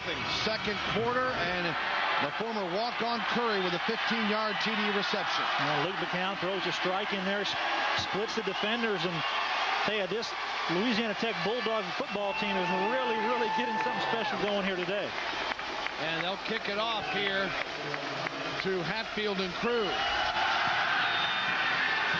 If it stays in the park, out of the end zone. And as Rice comes on, anything in particular that Louisiana Tech is doing to exploit maybe a matchup here, Gary? Well, Bill, it's not necessarily a one-person matchup, but sometimes when teams play each other, the personnel matchups overall across the field, it favors one team and not the other. This is the first time that Rice has played Louisiana Tech in a meaningful football game, and it's just finding out the best way to defend them, and they haven't had a good chance of stopping them at all today. Roger Henshaw has to go back to the drawing board and get his defensive staff together and find a way to stop that offense. And offensively, Ken Hatfield, they haven't got anything going on that side of the ball either, so a lot of question marks for this Rice bunch right now. 1st and 10 from the 20. Henderson hands off and nothing doing for the fullback Beck that time. Robbie, sophomore from Atlanta, Georgia, out of Dunwoody High School, came in averaging 5.8 per carry and 5 touchdowns, and he has been ineffective today. Ellsworth makes the tackle. Well, the big guys up front for Louisiana Tech, Clint Ellsworth, Jamie Nichols, and Brandon Avance have done a good job holding their own inside, and they put Curtis Randall down, a linebacker, working as a defensive end this week, put 4 down. That's been the answer for the Louisiana Tech Bulldogs. Henderson trying to throw it, and he is sacked by a host of Bulldog defenders as you see Henderson. Ellsworth there, 36 is Avance on top of him. Brandon, a junior out of Mesquite, Texas. Well, they're used to rushing the passer, and Rice's offense is more of a run offense, and pass protection is not their forte. They go against pass protectors all the time in practice, and everyone else in this conference throws the ball quite a bit, except for the Rice Owls. Well, Rice had a chance and muffed a field goal early, and it's been all Louisiana Tech since that point. Henderson to keep out of the shotgun. Looking for the first down, not going to make it. Had he just gone straight ahead, I think he had enough momentum to carry him to the first down. He tried to head to the sideline to break it, and Shepard was there. Just too much speed. Well, Greg Henderson's a pretty speedy quarterback, but I tell you, he's not going to have enough speed to outrun this Louisiana Tech secondary. You see Shepard here and Gray right here. Watch him run. Let's John Leonard, number 10, going across, but watch the close here. Bobby Gray doing a good job. He can't get in there. That's why he turns to the sideline, Bill, and Shepard there from his cornerback spot comes up to stop him short of the first down. And is taking care of business. Blair's over the PA here. Certainly Louisiana Tech has lived up to that, and that'll bring Hale on to punt. He stands on his own 11. Said that before, on a 4th and 4, and he kicks it into a pretty good breeze here. They call for the fair catch and do so, and once again Louisiana Tech with excellent field position as they're going to have it at the 43-yard line. And a third-game show. Check it out tomorrow at 9:30 a.m. Central right here on Fox Sports Net. 1st and 10 at the 43 for the Bulldogs. McCown, play action, in trouble finally, and out of bounds. That's the first time he has had any pressure, and that is as much as anything else, maybe a coverage sack, if you will, Gary, as the secondary did a nice job. Sabula chased him out of bounds. Exactly right. The defense did a good job that time of matching up, and Luke McCown, I tell you, he just looks very poised and confident back there. Just ran the bootleg pass to perfection there, just running it out of bounds. Hey, if you don't have anything down the field and you can't turn up and run it, just take it to the sideline. See the numbers he has on the day. Pretty good job of that young quarterback getting in and getting the job done again. And last year, he threw for 418 yards and 3 touchdowns against Miami. So he's seen an awful lot in his first year and a half here of college football. 2nd and 13. McCowan going deep here for Daig. Out of his reach. Pass intended for Daig. Well, I'm not sure Daig is full speed off that ankle. Looked like he's kind of favoring a little running down the sideline. Speedy wide receivers is not going to, probably not doesn't have as much speed as he would have earlier in the ballgame. But remember, early in the game, he was stretching out for a long run. They pulled him down from behind on his right ankle. And it might be bothering him a little bit. 3rd and 13, the ball on the 40-yard line. 4:09 to go, first half, 31-0, Louisiana Tech. McCown picked off. That's what the Owls needed. And carrying the football is Gatlin. Gatlin knocked out of bounds at the 27-yard line. Greg Gatlin comes up with his 2nd interception of the year, and Rice getting its first turnover of the day. Gatlin, a junior out of Houston, returned it 34 yards after the ball was tipped. Well, you see McCown here looking over the middle, and you see the tip there, and the lineman get a hand on it. Actually, that's the receiver tips it up. That's Daig who had a hand on it. It tipped up right to Gatlin, who returns the ball nicely for the Owls. And the Owls come up with the 9th interception of the season as a team. And yeah, it's pretty grim for Rice, 31-0. But if they can get on the board with a touchdown here, even with their running offense, they still have a whole half to try to get back into it. Watch out, Booth in trouble on the reverse. Got a little room now and a block. Got the first down across the 15. He's inside the 10. And Gavin Booth, tackled by Leonard and Gray, after picking up 15 yards on a play that looked like it might be a nightmare, turns into a dream. Well, Chris Van Hoy almost beheaded him back there in the backfield on the pitch. The reverse pitch here, you're going to see Henderson pitch it back to him. Does a nice job there, but 96 comes into the picture, and oops, got right through him. Gavin Booth turns the corner. Hey, it's green grass ahead of him, and it's a pretty good gain for the Owls. 1st and 10 at the 11. Now they run the option game. Henderson with the pitch. Hatfield whacked hard, though, as he gets to the 8-yard line, and Willie Shepard and also Trevin Brown making the stop for Louisiana Tech. Yeah, one of the things I'm pretty impressed with today on this football team for Louisiana Tech is their speed on defense. Their defense closes to the football very well from the secondary spot, and everybody just pursues her. You see all the blue shirts going to them. Take another look at this reverse play with Gavin Booth. 2nd and 6 from the 7 as Rice catches the play from the sidelines, and Henderson calls it out. And they line up in the bone and hands it off to Tyler. He got to the 5. Beck, I beg your pardon, as Robbie Beck carrying it from the fullback slot that time. And the Owls with the clock moving, 2:43 to go. Richie Davis making the tackle. It'll be 3rd down and 4. The ball on the 5.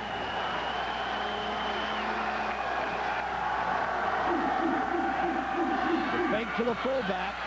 Hawkins in trouble, and a loss on the play as Vince Hawkins nailed by Leonard. And Louisiana Tech, they're not acting like they've never seen an option game before, are they? Tom Masella has his defense prepared for this option attack. He's done a nice job all week.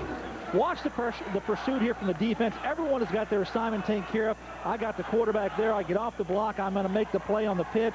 Got people coming from the inside. The pursuit. Good job getting in the backfield of Rice and forcing them here into a field goal situation, Bill.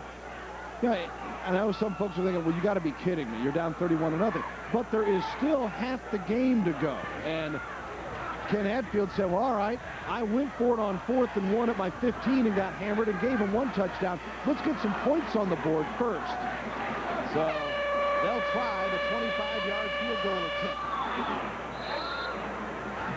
And Skeen splits the uprights. Brandon Skeen hits this field goal, and Rice is on the board. It is 31-3 with 1:32 to go in the half. That's a turnover. The defense does a good job of getting the ball back to the offense for Rice, and they take it down. Hey, it's not the touchdown, but it's 3 points on the board, and Ken Hatfield is going to take his bunch in at halftime and talk about that. Hey, that's what we need to do, defense. We need to get more turnovers. Remember, a week ago against Auburn, Luke McCown threw 5 interceptions. Now, if they play pretty close to the best in the second half, as I suspect, there may not be that many opportunities, but Louisiana Tech is not going to change their offensive philosophy. They're going to throw the football, so there's going to be opportunities for Rice defense. Yeah, good point. That, as you mentioned, they may run it a little bit more, but McCown has still been susceptible to some interceptions, and that they're obviously going to have that happen to get back into this game. But you never know, that is for sure. So Rice takes advantage of the turnover to get 3 points, and Skeen makes it 31-3. And the Owls will kick it now. And now what they're going to be concerned with is that, La Tech's not saying, well, yeah, we'll just run out the clock, go in the locker room. They'll be looking to get 6 more. No, if they get set up with good field position on the kick return, nothing to say they won't throw the ball down the field and put something else on the board. Curry back on one side, Franklin on the other. Taken and then down at the 20-yard line, and there's a little confusion there as it looked like the receiver on the play either signaling fair catch or one of the other, Davis. And Louisiana Tech will get the football, though, 1st and 10 on its own 19-yard line. Well, if you want to be caught up on what's going on in the day's sports activities, then all you need to do is check into the Southwest Sports Report nightly at 10 o'clock right here on Fox Sports Net. Today we'll have all the wrap-up of the region's football games, as well as look at the Major League Baseball World Series action. Luke McCown today, 16 of 25 for 241, 2 touches and 1 interception now. And Smith carries the football. Louisiana Tech may be content to run it out. Let's see, though. Pick up a yard or so.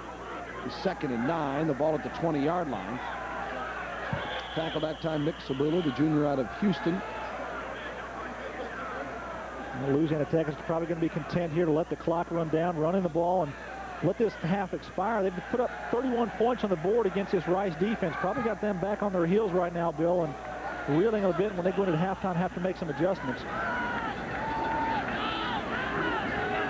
2nd and 9.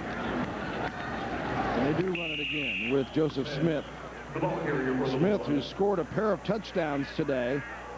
That was sandwiched around a Scobie 35-yard field goal.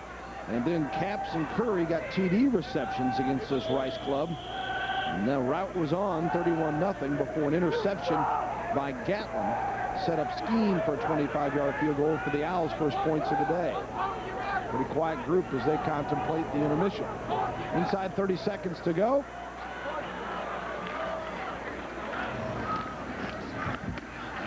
Smith will carry the football one more time, and that will be the final play of the first half. And the homecoming crowd has been treated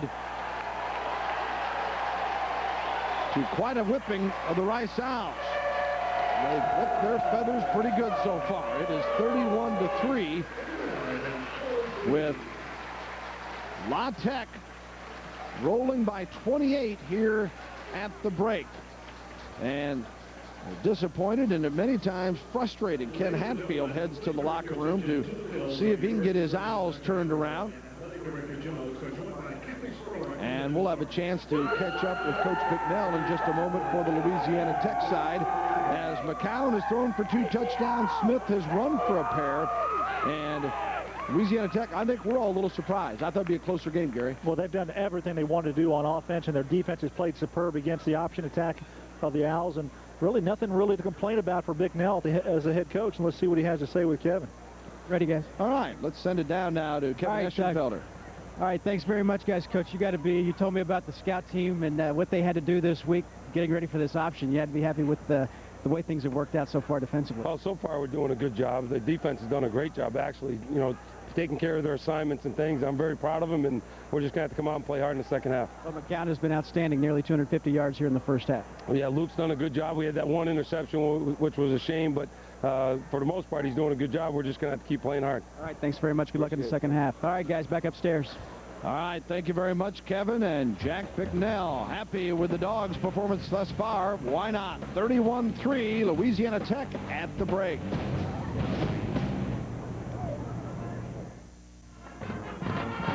Well, a big crowd at homecoming in Louisiana Tech. They couldn't have asked for anything more. Absolutely gorgeous day for football. And how's that? 31-3 at halftime. Kevin Eschenfelder, welcome you back to Ruston, Louisiana. We are at halftime. Some of the numbers that just absolutely jump off the page at you. Rice, the number 2 rushing team in the country, rushed for 404 yards last week against Nevada.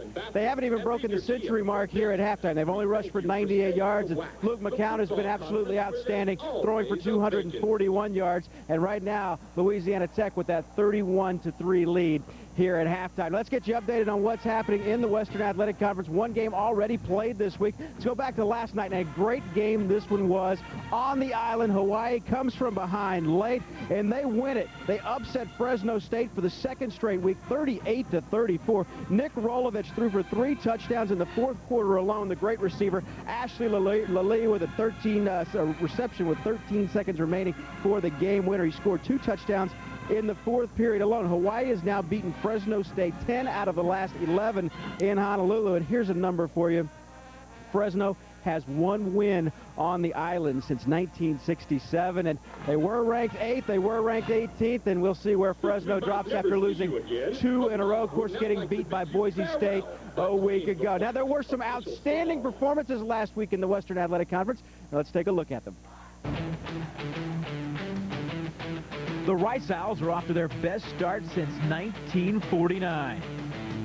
Last week, Rice knocked off a scrappy Nevada team in overtime, 33-30. WAC Offensive Player of the Week, Robbie Beck, picked a great time to have the best game of his career. The sophomore from Atlanta rushed for a career-high 156 yards and 3 touchdowns. Number 3 was the one that really counted. Beck rumbled 25 yards on the Owls' first play of the overtime to win it for Rice. Beck's performance overshadowed a great game from Nevada quarterback David Neal, who threw for 431 yards. As for Rice, the Owls are 6-1, their only loss coming in Lincoln to the Nebraska Cornhuskers. Boise State quarterback Ryan Didwitty also makes the gridiron honor roll. He led the Broncos to an upset win at Fresno. He threw for 297 yards and 4 huge touchdowns as Boise State handed the 8th-ranked Bulldogs its first loss of the season, and Boise State's win also ended the second longest home winning streak in the nation at 17 straight. The WAC Defensive Player of the Week honor goes to Hawaii linebacker Pisa Tino Isamoa. The junior from San Diego was a one-man wrecking crew for the Warriors in their 36-15 win at Tulsa. Tino Isamoa recorded a season-high 14 tackles, 2 quarterback hurries, and a forced fumble as Hawaii has now won 3 straight conference games for the first time since 1992. Tino Isamoa with a big game last night, and again, Hawaii upsetting Fresno State here in Ruston, 31-3. Louisiana Tech on top of Rice. Games that will be going on today. SMU is back at home. That's not necessarily a good thing. They do take on Texas El Paso. UTEP 2-5, 1-3 in the WAC. Miners looking to beat SMU for the 3rd straight time, but UTEP has lost 6 straight road games, and get this, they're having trouble winning on the road. Since 1975, they have 1 road win in the state of Texas. SMU has lost 4 straight at Dallas. The Ponies leading the WAC in total defense, but they are only averaging 18 points per game. San Jose State at 2 o'clock Pacific time. That one will be kicking off in just about 50 minutes. 2 1-5 teams. Tulsa 0-4 in the league. San Jose State 1-2.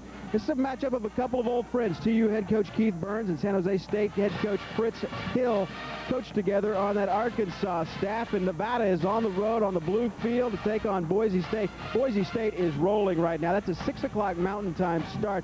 Broncos trying to build on an upset win over Fresno, while Boise has won 4 of its last 5. And here's the big number that jumps off the page. Ryan Dinwiddie, who we just talked about, in those 5 games has thrown for nearly 1,500 yards, 14 touchdowns. Nevada has lost 8 straight on the road. Well, it's going to take an unbelievable comeback on the road to even get Rice back into this ball game, because they are down 31-3 at halftime. We're going to take a break. When we come back, we will visit with the head coach of the Lady Texters, Leon Barmore. Stay with us.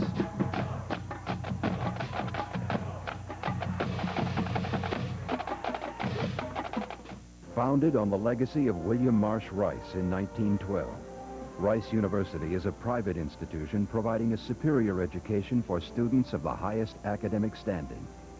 Dedicated to unbounded achievement in research, teaching, and service to society, This university is playing a part in putting a man on the moon. Rice stands proudly on a tradition of excellence in letters, science, and art. Rice University, educating uniquely to the highest standards. With NCAA football, there's always a new beginning for everyone. It's a chance to embrace new ideas, to meet new people from diverse backgrounds and form new friendships.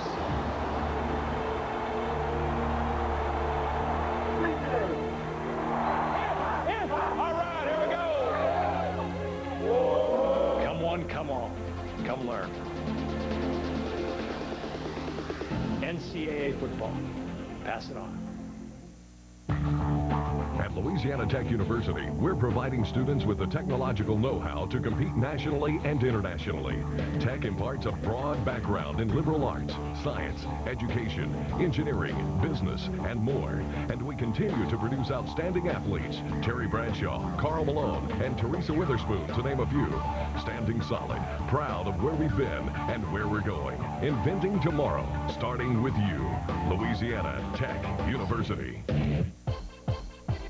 Volleyball, Western Athletic Conference style. That means 10 great teams and 9 exciting matches November 15th through the 18th in picturesque San Jose, California. Tickets are just $30 for an all-session pass and just $15 for children and students.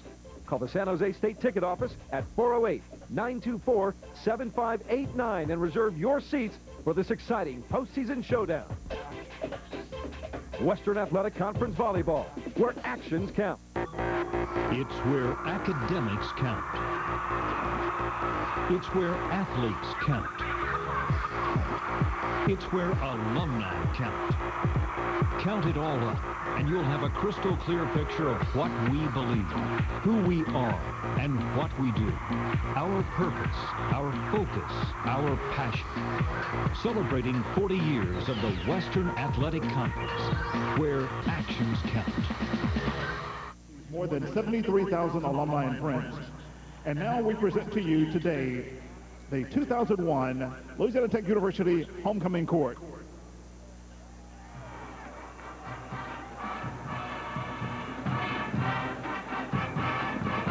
The first name today is Stacy Ewing. Stacy is the daughter of Terry and Sue Ewing of Manchester. She is a senior and her major is biology. Well, the homecoming festivities going on. The gentleman visiting with me, well, he's seen 1 or 2 of those in his day. Leon Barmore, the head coach of the Lady Texters, year in, year out. An unbelievable program. Now you're going into your 20th season as the head coach. Does this ever get old? Kevin, it doesn't get old. We've had a lot of success here, and I've enjoyed coaching the women here, and I've enjoyed being at Louisiana Tech. And we're looking forward to the WAC conference. We really are. This is a man who is the winningest coach, men or women. He's won 87% of his games in over 2 decades. It's really amazing. What has been the secret to the success here in Ruston? Well, Kevin, I think a long time ago, 20 plus years, we really established women's basketball as being very important here. And in the process of all these years, there's no question we've had a lot of great players. We've got many players in the WNBA. We've had about 13 Kodak All-Americans. So there's no question Coach Barmore wouldn't have been successful without the players, but also the players needed the support that we've had here. So women's basketball means something, and people that come here to play knows it means something. So therefore, winning just breeds winning, and I've been lucky to take that ride with them. Well, I tell you what, a lot of coaches, they shoot for 20-win seasons. He's had 13 30-win seasons here at Louisiana Tech. Last year, you know, it looked like everybody had kind of written you guys off, maybe a bottom of the pack as far as the top 25 was concerned. You had people that were hurt. You had a lot of starters that you had to return, or you had to replace, I should say, and you still have to go to the Elite Eight. Now you got a lot of those back. You got, what, 5 starters back this year? Well, we have our entire team back, and we have a couple of good freshmen. You know, a lot of times you don't live up to expectations, and last year we didn't think we'd do very much, and we did. This year the expectations are higher, so it's a different environment, but we relish that and welcome that. Some of the highlights on the schedule this year, because I know y'all you definitely have your eyes set on San Antonio. Relatively close as far as proximity is concerned. That's where the Final Four is this year. Well, we'd love to be at San Antonio. We have a bulletin board in our dress room. All roads lead to San Antonio, but our non-conference games, we're playing Duke and Connecticut and Tennessee all in a row. Kevin, to be honest, that's another thing that's kind of helped us. We've always gone out and played the best teams the country has to offer. Therefore, it's made us much better. We're going into talking about the competition. Going into the Western Athletic Conference, a bit of a change for you guys. How does that, what do you think about that? Well, we're going to have to learn how to handle the travel. There's no question about that. We're going to be going away from home a lot. It's going to be road games that we're not used to being that far away, but we'll learn, and we'll you know, I've talked to a lot of the coaches in the WAC, and they said if you can just figure out the travel, you'll be okay. But we look forward to it. Coach Barmore, good luck. Thank you, Kevin. Leon Barmore going into his 20th season as the head coach of the Lady Texters here in Ruston. We're going to take a break. We'll be back with more in just a moment.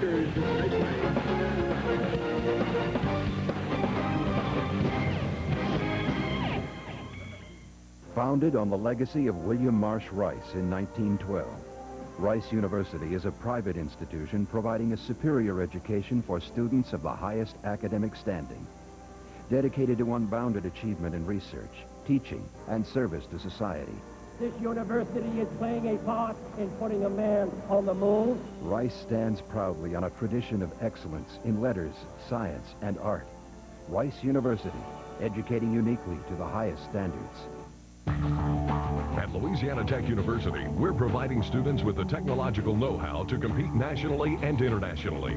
Tech imparts a broad background in liberal arts, science, education, engineering, business, and more. And we continue to produce outstanding athletes, Terry Bradshaw, Carl Malone, and Teresa Witherspoon, to name a few. Standing solid, proud of where we've been and where we're going. Inventing tomorrow, starting with you. Louisiana Tech University. It's where academics count. It's where athletes count. It's where alumni count.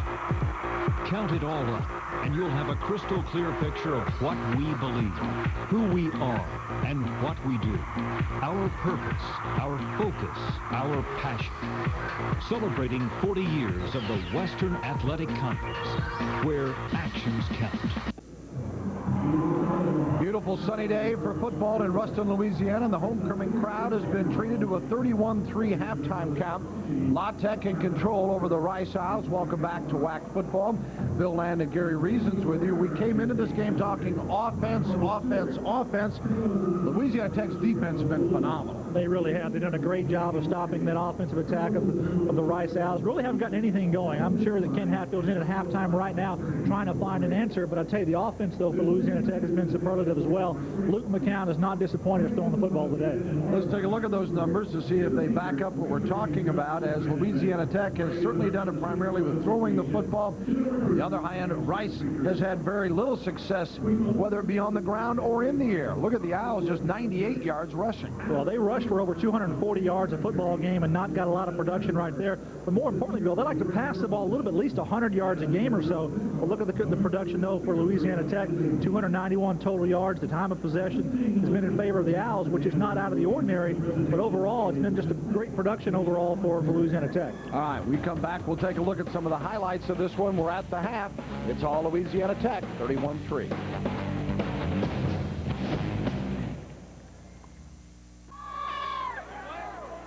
Bulldogs putting it on Rice 31-3 as we get ready for the start of the second half. Let's go to Kevin Eschenfelder with Rice coach Ken Hatfield. All right, thank you, Bill. Here with head coach Ken Hatfield. What's the message at halftime? Obviously, you're down 31-3. How do you keep these guys up? The biggest thing I told them, they won the first half. We need to win the second half. The biggest thing we're doing, we're not executing our option like we got to. We got to throw the ball and complete passes when they're open. We didn't. They did a great job. They made some big catches, third down long conversions. And we gotta score on the first drive. We'll win this game. All right, good luck in the second half. All right, head coach Ken Hatfield, Bill Land, back upstairs to you. All right, Clint Hatfield, thanks Kevin, with the return. And if they're going to score on the first drive of the second half, we certainly would like a little bit better field position as he brings it out for the Bulldogs to the 18-yard line, where it'll be 1st and 10. And I like his confidence. Don't know if I share it, Gary, but obviously his ball club, I'm sure he delivered a stern message that it's got to turn around. It's got to turn around right now if we're going to make a comeback. Well, he's got to be the leader of that football team and go in there and give them something to shoot for. That is to score on their very first drive, and he's challenged his offense to do that. Out of the shotgun this time as Henderson hands it off, and Hatfield backs his way across the 20 to the 21, picks up 3. It'll be 2nd down and 7. Hatfield in Lewiston, Florida, ran for 982 yards his senior year and 9 yards per carry, and scored 13 touchdowns overall. Redshirted last year, but a nice addition to this team. 2nd down and 8. The pickup of 2. Hearn, the quarterback, and it's complete. 45-50, a flag is thrown.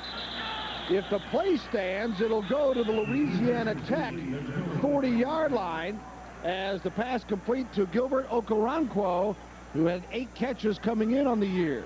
Well, I'm afraid they're going to take it away from Gilbert Okoronkwo. What he does is he uses left hand. Actually, they're calling it against the defense. A little surprising. Looked like from this angle that he was pushing off. Watch his left hand. He pushes him around, then he gets behind, but they're calling that against the defense. Yes, impeding the runner's progress to the receiver, not allowing him to get him. Here's an isolation on him. Take a look here. There's the hand, the contact downfield. The referee had thrown it before Okoronkwo makes his arm over. It's a pretty good call by the official. And Rice takes advantage of it. 1st and 10 at the 41, so they get the 39-yard pass play. And again, Hearn keeps it this time.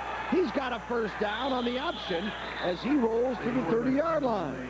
Bobby Gray made the tackle. Well, nice job of play fake inside. They do the delayed draw fake inside, and Herm, who reads the defensive end on the right side, goes around the corner for a 1st down. Ken Hatfield's got a pretty good play coming out here. 2 of them in a row now with the big pass. He said his receivers have to catch, and now his offense has to execute. They do run the no huddle even though they run the option game, so that does give them one opportunity to speed things up in a game like this where time is certainly going to be of the essence. And Ellsworth makes the tackle on Hatfield as he is stopped at the 26-yard line. And got a Louisiana Bulldog down on the field. Take a look at some halftime highlights, and we'll check out the injury for you in just a moment. It's been all Louisiana Tech as McCown is thrown for Daig, who helped set up the first score of the day. Delvin Daig does a nice job of bringing it down, and then the pitch here to Joe Smith, and he powers in for the first score of the ball game. Louisiana Tech commanded this game early. Frank Thompson comes on the end around, the reverse. Thompson does a nice job here coming around and sets up the second score. And again, it's Smith. 2 on the ground for Smith. And then the big fumble here, Rice does, and Bobby Gray, the defensive free safety, picks it up and almost takes it in for the score. But on the next series here, you see that Caps, the big tight end, is wide open in the end zone for the Bulldogs. And then on a 4th and 1, Rice on their own 15, no. Good job by the middle linebacker coming in and making the play, and they capitalize on the next pass. McCown brings it across McCurry, who catches it in the end zone in traffic, and a big score. And then Gatlin comes up with the pick on the interception, and Rice thought there might be a little bit of light at the end of the tunnel. They ended up settling for a field goal, and it's 31-3. But now, live in the second half, Rice first possession, and Beck carries this one to the 20-yard line of Louisiana Tech as Wallace made the tackle. The injured player was Chris Marshall for Louisiana Tech. We'll pass all along whatever we know there as soon as we know it, as Hatfield looks on. And total yards, first half 104, already 61 on this drive for the Owls. Turn the quarterback, hands off to Beck, and he's down to the almost 15-yard line before Bobby Gray makes the tackle. And they seem to have caught the Bulldogs a little bit off balance here. Well, they're running the no-huddle offense, Bill. That is by design. They do have done that pretty much throughout the year. Give them a little change of pace in a football game. It gives them a chance when they're behind to possibly get a few more plays running. See the pitch here by Herm. Hatfield to the 5. He scores just like that. Rice showing they can run the no-huddle, they can run the hurry-up, and they don't have to throw it to do it. And the Owls get a quick touchdown to start the second half. It's 31-9 on a 15-yard run by Clint Hatfield, his third touchdown of the season. Well, Ken Hatfield challenges offense. They responded. They come out. They throw the football. Okaranko makes the play, makes the reception on the play. Then you have the offense running a couple of good option plays and moving the ball efficiently. And then the big score on the pit play. And the point after attempt by Skeen is up and good. 31-10. Coach Hatfield said score on the first drive and we'll win the game. Well, they took care of the first part. Hatfield with the TD.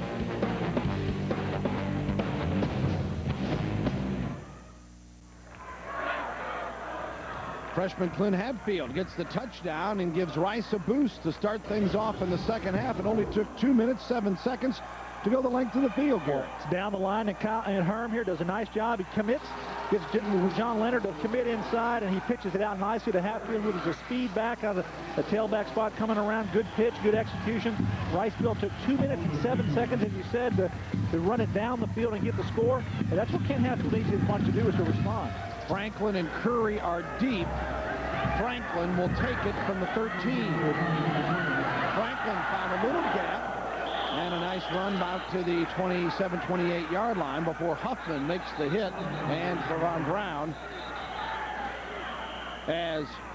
Huffman. And let's take a look at the first half possessions for Louisiana Tech. I think most people take that success rate, won't they, Gary? Oh, certainly. What they've done on the game today. And other than that first one, they had a couple of drop passes on that first drive. And other than that, they moved the ball down the field every time. And then the interception to set up the field goal for Rice in the second quarter, and they ran the clock out. They've really been able to do anything they wanted to, moving the football, though, Bill, and good execution by the Bulldogs. Now player down on the field, so we'll have another pause here as the Bulldogs, again, a moment ago, Marshall was slow to get up.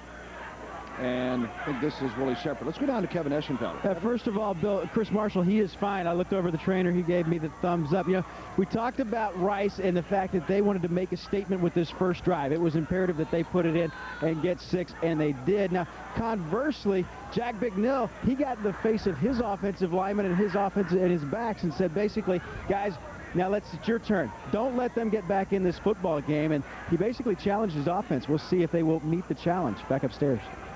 Yeah, Rice coming in averaging 23 points a game, 5th in the league, but Louisiana Tech at 35, leading the WAC. We'll take a brief break as they attend to the injured player, Shepard. It is Louisiana Tech with a 31-10 lead.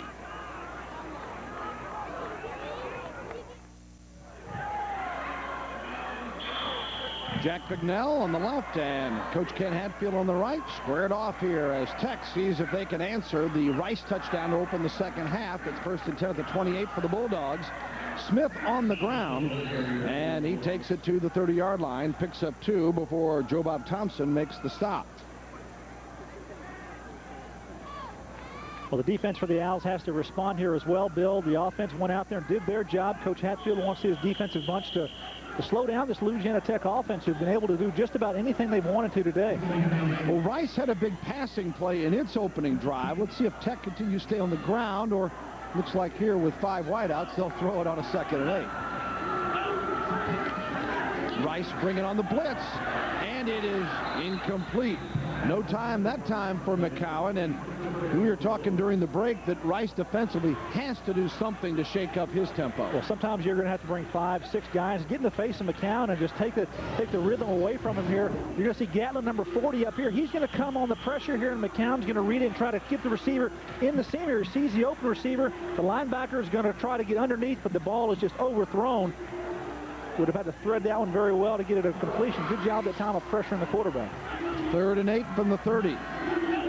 Big play for Rice's defense here. McCown has time. Incomplete, nearly picked off by Thompson. They say no, it hit the ground first. But mission accomplished as they have forced him to punt. Exactly. 3 plays and out. The Rice Owls come up and they shut the offense down. And McCown throws the ball down to the ground so that his receiver can go down to get it and just leads him a little bit too far. And Joe Bob is actually behind the intended receiver. Good camera work, fellas. 53 seconds is the length of the La Tech possession. And now Rice will get the football back. And let's see what Dustin Upton comes up with punt-wise. Sophomore out of Longview, Texas. Sky high, nice little breeze behind it. Taken to the 25 and bobbled with the 15. Hatfield cannot get away from it. Excellent coverage, great speed for Louisiana Tech. And Rice will have it 1st and 10 on the 20. Brown made the tackle. Kevin Brown for Louisiana Tech. And a 48-yard punt gives the La Tech group a little breathing room as far as their defense. Well, it's a new show that everyone's been talking about, the Best Damn Sports Show, period. The new nightly show features a comedian who's a diehard sports fan, a bunch of ex-jocks who really know the game, and critics are calling it a collision of sports and comedy. Introducing the Best Damn Sports Show, period, weeknights at 7:30 p.m., 11:30 p.m., only on Fox Sports Net. 1st and 10 from the 20. Hatfield on the receiving end this time from Herm, and he is knocked out of bounds, but was stopped before then, so the clock will continue to move. They're going to mark it at the 27, I guess it is, where Davis made the tackle. Well, Hatfield's been a busy young man for the Rice bunch.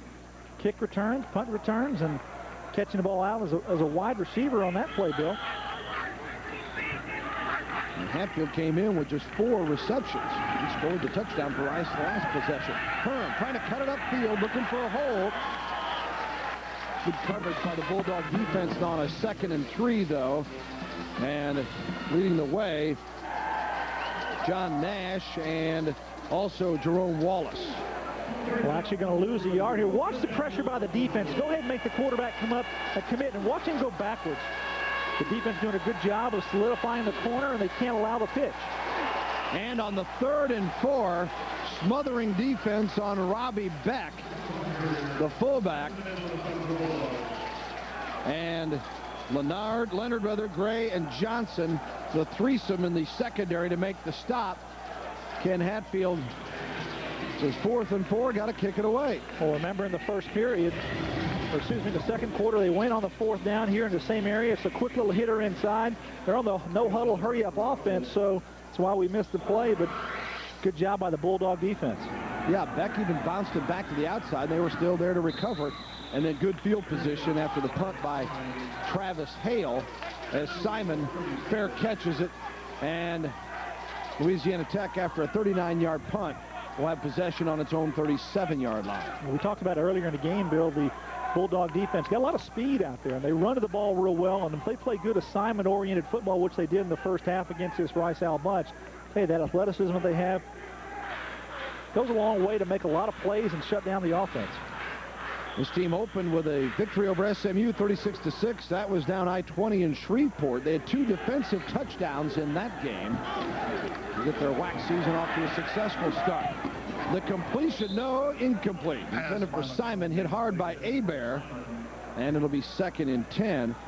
But Louisiana Tech then followed that up by losing at Oklahoma State, losing at Fresno 38-28, then beating San Jose State 41-20, Nevada 45-42, and then falling 48-41 in the overtime to Auburn. So 41, 45, and 41 points, and today 31. The offense has certainly gotten it in gear for Jack Picknell.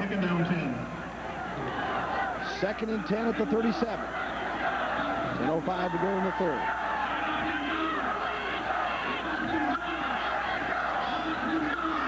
handoff. Smith found a hole, carried through, lost the football. Thompson trying to recover. Anybody's ball and loose. Rice says they've got it. Officials have yet to signal. Owls football. Joe Bob Thompson, I believe. Might have been Justin Engler, 42, or Joe Bob Thompson, 43, were right there, Bill. Just going to run a safe play up inside. Joe Smith, the tailback, comes through there. It's just a draw play. Going to hand off and see if we get the contact to pull the ball out. You see Abear there, 13, comes up and pops him, and that's number 30, Dan Dawson, pulling the ball out, and you see Engler and Joe Bob Thompson on the ground. The linebackers finding it. Watch number 30 come into the screen here on the backside and pull it out. Good job of stripping the ball out by the defensive back. Dan Dawson's been a big playmaker his entire career at Rice. Makes another one happen here. First and 10 for Herm. No time. He is smothered. Herm wanted to do a little play action. That La Tech defense, led by Nash, was there once again. Well, Nash is in on a linebacker free blitz inside. Good job of coming up inside. Normally he's going to take the dive back inside, but Herm does a little hesitation block there. And watch number 47 come straight through here. He's just going to blitz inside and get in behind the pulling guard and make the play on the quarterback. Second down, and Herm steps up in the pocket and makes a beautiful pass, complete for the first down to Gilbert Okoronkwo. And he is slow to get up, but a nice reception of 17 yards and a first down. Alford was covering. Well, he's hurting his, looks like his wrist or arm is hurting. Kyle Herm steps up and delivers a strike, and Okoronkwo goes up tall for it. And watch as he turns, he tries to slap the ball down to get more yardage and might have hypered his elbow on the play. Injuries starting to mount for both ball clubs here. First and 10 at the 39-yard line. Herm looks for the play from the sideline with a no huddle.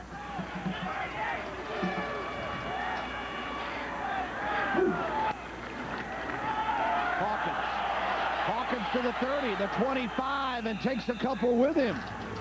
Vince Hawkins, who came in averaging just 2.8 a carry, gets 16 on that tote, and Rice once again moves the chains.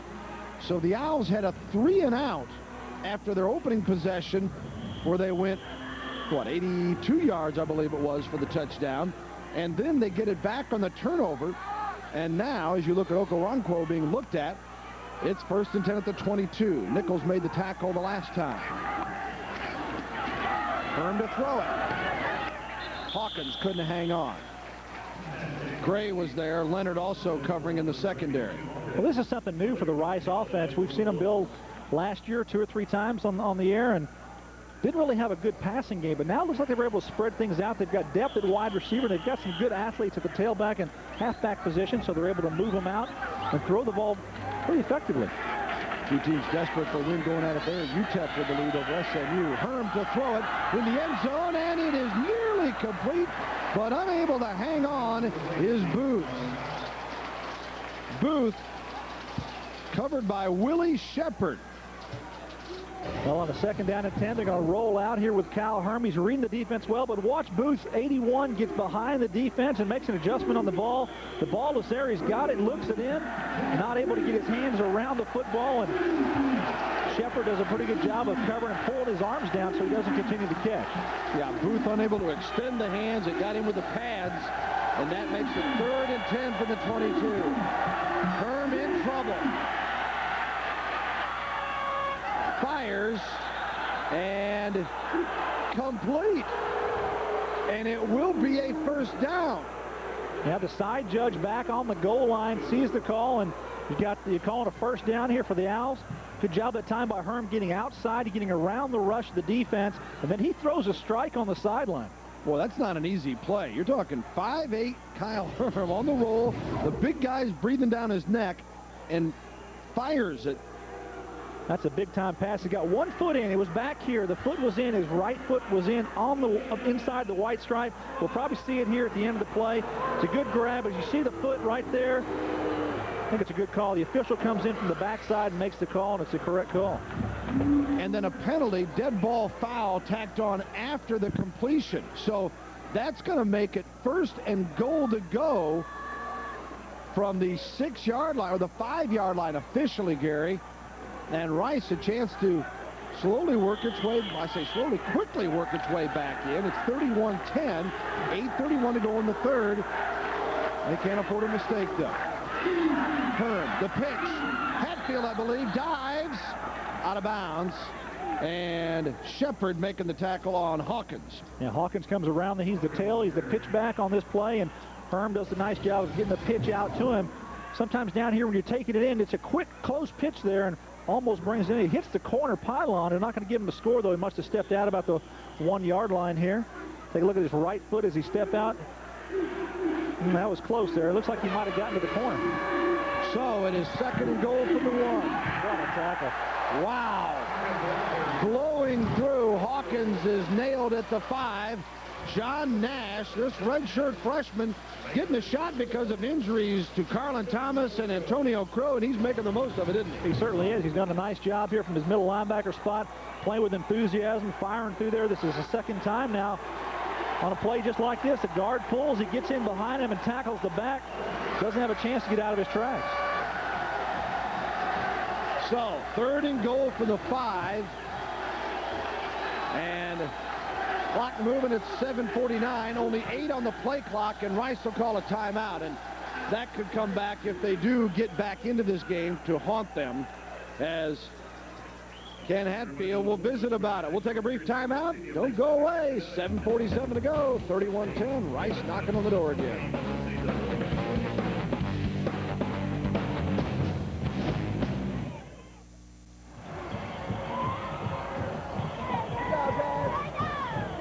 Third down, goal to go from the 5. Okoronkwo is back in. He had his shoulder dislocated. It's 3rd and goal from the 5. Herm to throw it. Booth cannot find a handle. Flag on Louisiana Tech. And on the defender, Olford, Jason Olford. And if that indeed is it, it'll be 1st down and goal to go. No, they're definitely going to get Olford here for the penalty. Gavin Booth is going to try to take it to the corner, but Olford's got his hand in his chest, and they're going to call it. And he's trying to get separation, and unfortunately, it's going to be a penalty against the Bulldogs for them. But watch Gavin Booth trying to get in there, but the contact is just too much, and the official is right in the end line. He's going to throw his flag. If he can get it out of his pocket. He's having a practice today. They've been adding up a little bit. It's big 1st down, yeah. Though. Gives them a 1st and goal here inside the 3-yard line. And make it official at the 2. Hawkins hit by a wall. He got to the 1 for Vincent Hawkins. Hawkins has yet to score a touchdown this year. Last year, 36 carries, 196 yards. Senior from Spring, Texas, out of Klein Oak High School. A couple of times here now getting down near the goal line. They've gone to the full wishbone. You get your fullback and your 2 halfbacks, and both times they've run the lead play, but the Bulldogs have done a nice job on that play, stacking it up. And Ken Hatfield, you see his red zone opportunities today. He's got the 1 touchdown and 1 field goal. And Rice again, pounding it inside. No indication yet. Well, they called it, the officials called it here. Touchdown Rice. Right. Not signaled on the field yet. Yeah, the public address announcer said it, but there's been no indication from... That was Robbie Beck, the ball carrier, number 41, just the dive inside the fullback, and he looks like he dived. Did the line judge make the call as a touchdown? Apparently, and that was what the PA announcer went off of. No other official did so, though. And after further review, without the videotape, touchdown Rice. Beck will get credit. His 6th touchdown of the year. He had 3 in the win over Nevada, including the game winner last week, and the Owls get 6 more points. Well, you see the surge inside, and Beck is just driving. He's definitely in the end zone. There's no doubt about it. He's a yard deep inside the end line. Good call by the official. Just a big pile in there, and I guess they just couldn't see it clear enough. So the point after, and it is good by Brandon Skeen, and the Owls have gotten 2 touchdowns, and Ken Hatfield wipes the brow. We've still got 6:53 to go in the 3rd quarter. We may have a heck of a ball game yet. Yeah, the Owls have shown that they can score here. A couple of scores in in the half. Less than 6 minutes to get both of those, and just a 14-point deficit now, Bill. So Robbie Beck, the 1-yard run, and 31-17.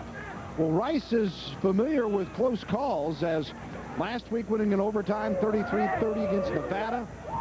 Week before beating Navy by 1, 21-20. They won at Hawaii 27-24, 15-13 over Duke. They won at Houston 21-14. Now, the schedule, those teams haven't won a whole lot of ball games, but Rice has built confidence over that regardless and carried that through into league play at 3-0 coming in here today. And maybe we shouldn't be surprised that this team is showing the character to come back after being down 31-0. Well, Bill, this game is of big importance because of last night, what happened. Hawaii beat Fresno State, so the winner of this football game really controls the destiny of the WAC. They can win out and win this conference. Yep, the winner will be, well, Rice is in first right now. And obviously, if Louisiana Tech with a win goes to 4-1, they'll take over the top spot. And the kickoff brought back out to the 31-yard line. And that's Curry with the return. He's got a touchdown earlier today. And another player down, this one for Rice. Louisiana Tech's going to have it 1st and 10 on its own 31-yard line here to start the second half. We'll start the next possession with 6:45 to go in the third. Mitchell, the injured player. Well, we mentioned a little bit what's ahead conference-wise for the winner of this game. Let's see what the Owls have got remaining. They go to Fresno. That, remember, the Bulldogs beaten last night in Hawaii in a wild one, 38-34, 1 in the morning, I finally saw where Hawaii came back to beat them. Then Rice will play Tulsa in Houston, UTEP, and then at SMU. So not giving them anything, but Fresno the big one there. Well, I'll tell you, theoretically, if Rice could win this football game and go 4-0 in conference play, they would then be allowed to have at least one hiccup along the way and have one loss and still win the conference outright. So this is a big, big game for Rice, knowing they've got to go to Fresno. Probably a good, strong chance for those 3 remaining games to get wins. Yeah, and if they lost at Fresno, for example, Fresno already with 2 losses, there's the one that you say they've got to spare. Let's take a look at for Louisiana Tech. So if the Dogs hang on here, they go 4-1. They've got Boise State that is playing for a share first tonight. UTEP, Kansas State, the non-conference game, the makeup after the postponement back in September. And then they finish up at Tulsa, that is just having a frightful season in the theme of Halloween and has been decimated by a lot of injuries as well. Speaking of which, another one hobbling off. There's Mitchell, the injured player. Julius, a linebacker from Grand Prairie, Texas. Here's coming into today. Rice 3-0, then Boise State, La Tech at 3-1, Hawaii at 4-2, Fresno 2-2. And still a lot of football to go in this WAC season. McCown in trouble. They come on with a blitz and take care of business. Green. Brandon Green, number 87, the defensive end, does a nice job. They're rushing 4 and just gets inside and pressures the quarterback. First real pressure that McCown has had on him today, Bill. You're going to see Brandon Green, he's inside, or just take a charge inside, do a good job on his outside rush. Come inside, and Dawson, the linebacker, covers on the outside, and McCown unable to get away. We always talk about adjustments. Are they doing things differently, Gary, or just more effort? Just a little bit more effort, a little more directed. And now they're going to 3-man rush. They're going to play the screen play. 2nd and 17, and the ball carrier Daig on the reception is brought down at the 29-yard line. John White, a sophomore from Grand Prairie, Texas, makes the stop there. As Delwyn Daig run up some impressive numbers here, but he's been under control so far today. It's kind of a thing that an offense coordinator, Conroy Hines, for Louisiana Tech, has to make decisions now. You know, you're winning this ball game handily coming out here at 31. The 31 points up on the board, and they look at the Luke's numbers on the day. But Conroy's got to make decisions about how to call this football game and make sure they're still productive offensively. Down in trouble on 3rd and 13. Keeps the football, and he is hit and brought down at the 35. They'll have to punt it away. Now, two drives now. The Rice defense has gone out there, stopping 3 plays and out, and forcing a punting situation again. Engler and White there to make the stop this time. Now, whatever Ken Hatfield told his offensive defensive group at halftime, it seems like it's worked. They've come out and responded very well. Hey, it's a full 60-minute ball game. Ken Hatfield said, hey, they won the first half. We need to win the second half, and they're certainly doing that right now. 4th and 5, and the punter Upton gets another dandy. Line of scrimmage was a 36. It's fumbled inside the 10, and the receiver did the smart thing, Hatfield. He just fell on it after he couldn't find the handle. Brazil was there to cover on the play. And Rice will get it again. That's the good news for Owl fans. Bad news, you've got it inside your own 10-yard line, where they'll take over on the 8, a 55-yard kick, and Upton's done a nice job. Want to remind you, check out the latest in scores from around college football, in particular the Southwest region. Go to the Southwest Sports Report. That is tonight and every night at 10 o'clock only on Fox Sports Net. 1st and 10 from the 8 for the Rice Owls, down 31-17, but have scored 17 unanswered. 14 of those here in the second half. Hearn continues. 20.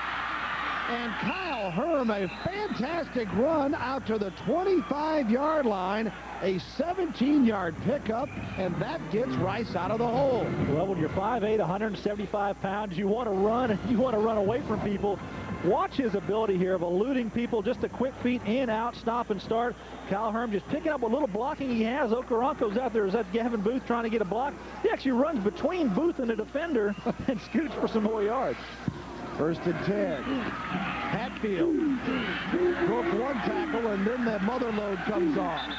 And Olford finally grabs him. Wallace is the one that made the initial stop.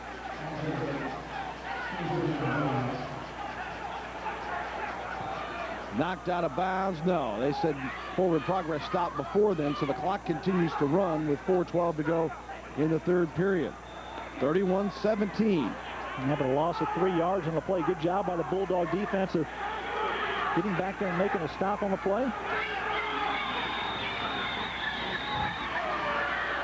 See Julia's down in on the cart. Not good news for the Bulldogs. Hearn's pass underthrown to Bradley. And now it'll be 3rd down and 15. Now we've got a penalty flag on the play, Bill, in the offensive line area. Possibly a holding call.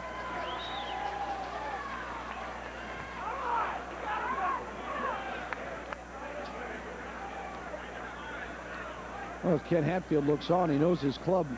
They've dug such a hole, there's just not much margin for error. Holding on the offense. That penalty's declined. 3rd down. You almost feel that you must get something on every possession, and also at least win the field position battle here, because you got to figure La Tech's going to explode again sooner or later. Well, whatever they do on 1st and 2nd down, they're key down for them. They have to have positive yardage. When they lost 4 yards on 1st down, set up a 2nd and a long, and now a 3rd and long. 3rd and 15. Flag thrown as Booth, the intended receiver, and Brazil, the defender, covering. It'll be a pass interference against the Bulldogs. And Corey Brazil put his left hand and pushed Gavin Booth as he's going by, and definitely a flag. The line judge on the near side of the field, right there on the spot, and throws the flag. Homecoming crowd not real happy about that call, as you would expect. Well, look here, his left hand's going to get in there, and he's going to push him with it right there, and impedes the runner from coming around, and there's a flag, no doubt. Watch the official here. There's no indecision on his part. Brazil with the left hand, you can't do that. You can't make contact. That was a 3rd and 15, Gary. Gives them the 1st and 10 at the 36. The touchdown, the last touchdown, they had the interference call. They gave them a 1st and goal at the 2, and that was on a 3rd down situation. So Rice getting some breaks. They've taken advantage of it so far in the second half. Showing blitz here. Herm rolls out, sets up, fires, looking for Weber, and incomplete.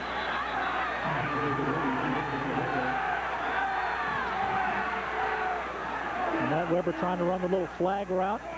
Got 2 deep zone coverage. You got a corner squatting short, trying to take away the short flat route, and Herm's trying to lay it in behind him. There's too much juice on that pass. Weber with just 2 receptions on the year, but one of them a 38-yard touchdown pass.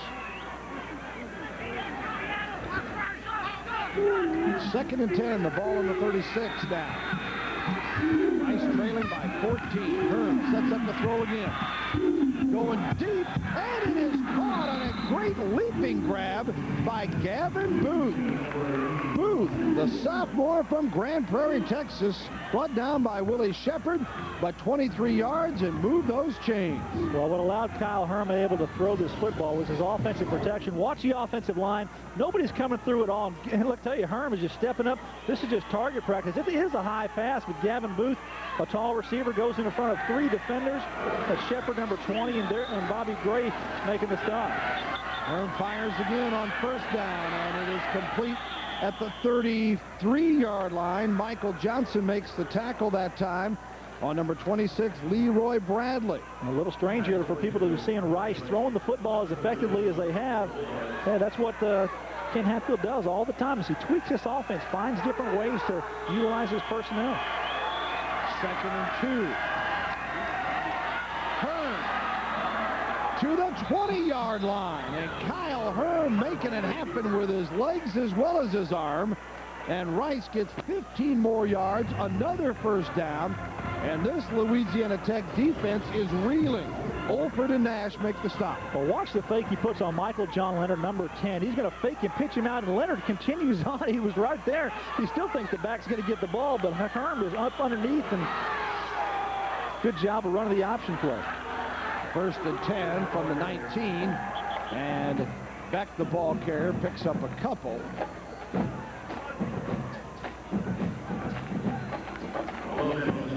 Well, the thing you got to like about Herm is he threw the ball so much in high school. You can tell he's got plenty of confidence with it. He was all-stater, not only in football, but basketball and track as well.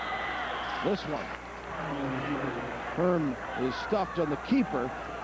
And now another 3rd and long situation. Well, this is ball control offense here. You can't make mistakes in the handoff area, which they almost did there, Bill, trying to leave it into the fullback on a real long dive and pull it out at the last second. Almost a big turnover here for Rice as they're getting set to score again. 3rd and 7, the ball on the 17. Herm steps up the middle, in trouble, found a crease. Close to the first down, is knocked down at the 10-yard line. Would appear to be a little short by where the official is standing. Maybe a measurement situation. Well, 4th and short, so you go for it.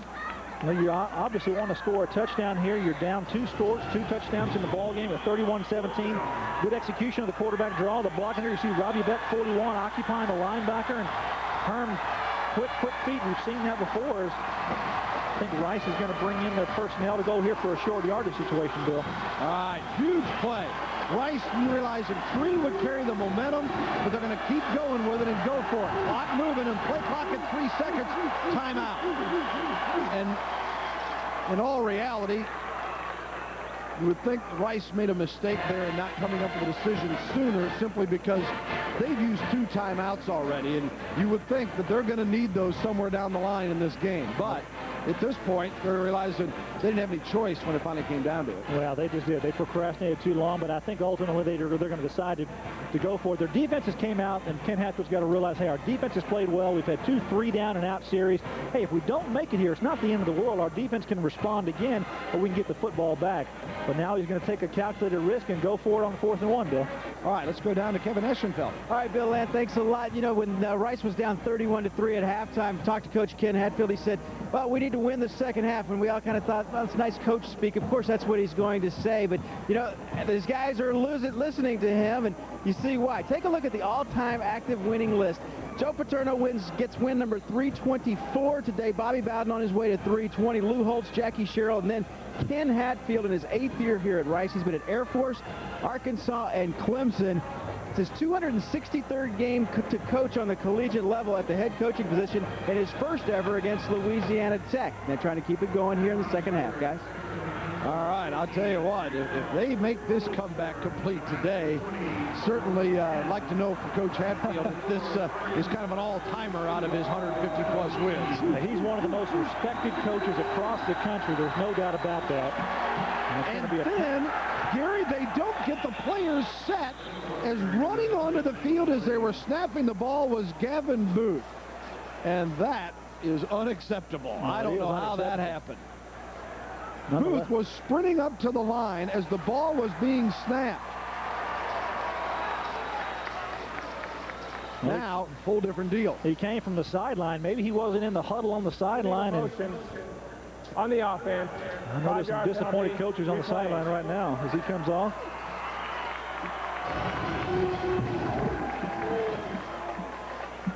There is Booth. You saw him come through the corner of your screen there as Beck easily had the first down, and really Booth's action coming in had nothing to do with the play. I mean, the defense didn't react to him at all. Wow. So they'll go for the field goal instead with a 4th and 6 and the ball on the 15-yard line, and that'll make it a 32-yard field goal, beg your pardon. And it is up and no good. Well, remember that play. 32-yard field goal, no good, with 36 seconds to go in the period, and that is a real momentum stopper for the Rice Owls. The next question is, can La Tech now answer that they've got a little lift here? That is. It's a little lift for the Bulldogs, and they need to do just that. Luke McCown has to bring that offense back on the field, and they've got to start executing. They haven't gotten anything going here in the second half. 2 opportunities, three play drives, actually 3 plays and punt. And the Rice defense has played well in the second half, and now the Bulldogs must get something going. 1st and 10, the ball on the 20-yard line. McCowan comes out firing and completes it to Simon. He breaks 1 tackle by Thompson and dives forward to the 29. A pickup of 9. It'll be 2nd and 1. Thompson made the initial hit and then may have dove back to make the final tackle as well. Well, nothing wrong with going to the guy you want to get the ball to the most in the football game. That's John Simon, number 8. Quick little hit. Put the ball in his hands and let him make a big play. Simon coming in with 40 receptions of the year, only behind Daig on this team.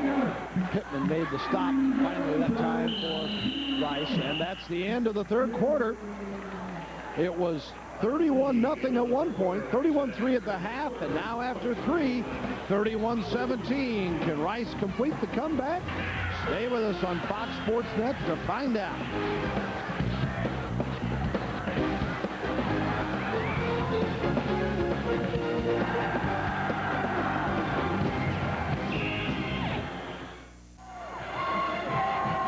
Rice, as well as the Owls have played in the second half, have had some opportunities today, Gary, on 4th down, 3rd downs, and it's not worked.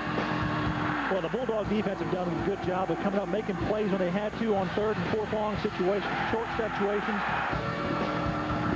Just coming to the football, the linebackers have come through and made good plays. Nash has it now.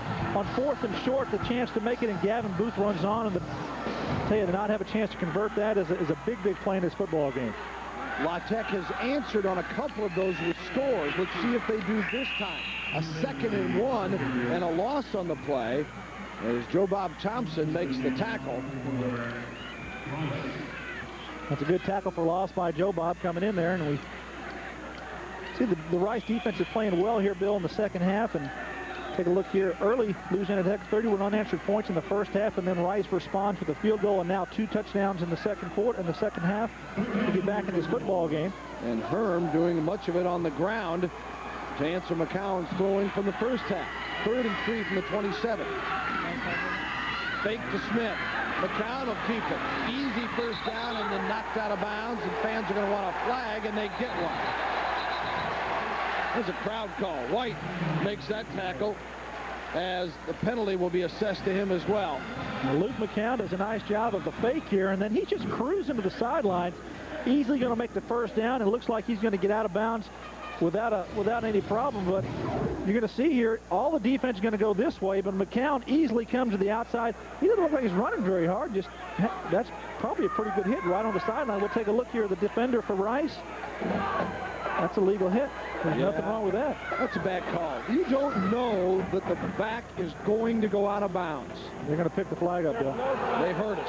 Well, fans, you aren't seeing the replay, and I don't blame you. If I'm a La Tech fan, I'm mad too, but that is the correct call. And I think the other officials, Gary, got together and said the same thing there, that it was not necessary. Well, he's on the sideline here. You'll see him here. Take a look.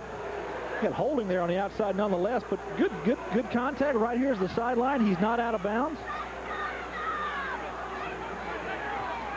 Let's go down to Kevin. Guys, the discussion down here was that the defender, and I didn't get to see the replay, was pushed into the quarterback. That's why they picked up the penalty marker. Yeah, that was John White defending for Rice. First down carry. Pittman makes the tackle on Smith again. Joseph Smith came in with 390 yards rushing. The important thing, of course, Louisiana Tech was they got the first down. It's a great call, and McCown had that easy. Well, for a young sophomore quarterback, I'd want to be protected, you know, get out of bounds as quick as I could and make the first down, but he was just cruising, so it looked like he might have turned it up the field, Bill, like you said. 2nd and 9, ball on the 38-yard line, 4th quarter underway. McCown throws this one and complete to Daig. Delwyn Daig tackled by Dendy. Daig came in here 5th in career receptions with 219 at La Tech, 4th in career receiving yards, 28.86, and 2nd in career receiving touchdowns with 24. The great Troy Edwards with 50. He's got a way to catch him. No, guy was something else, wasn't he? It's going to be tough to catch that one. The act here that they've had passing the football, pretty prolific as a passing team at Louisiana Tech. Yeah, how about that career touchdown this year? Tim Rattay, 115 touchdown passes in his career. 1st and 10, ball on the 47, and this one complete to Curry across midfield to the 48-yard line. Joe Bob Thompson makes the tackle. Of course, the most famous Louisiana Tech quarterback, Terry Bradshaw, is 4th in career touchdown passes with 39. McCown, he came in with 36. What's he got today? A couple? 38? So he is just one away from tying Bradshaw in the 4th place on the career touchdown list. 2nd and 4. Bulldogs got it going again. Their first solid possession in the second half.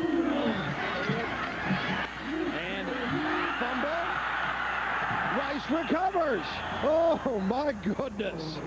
About the time it looks like the Bulldogs have got it rolling.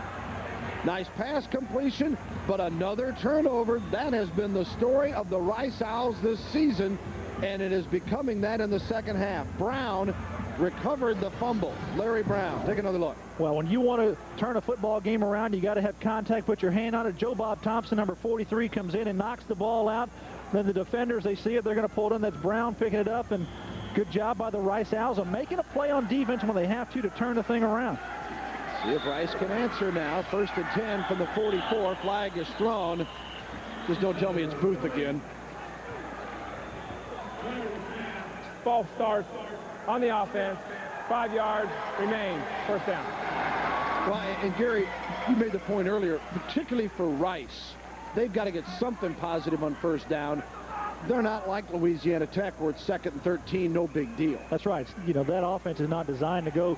The passing routes that they run at Louisiana Tech are different than what they can do with the personnel they have at Rice, and it doesn't fit their offensive scheme, so they have to be positive on 1st and 2nd down so they come up in 3rd and manage their situation. 1st and 15. Nearly picked off, but complete instead to Bradley. And Bradley alone goes down the 35 to the 32-yard line of Louisiana Tech before Leonard makes the tackle.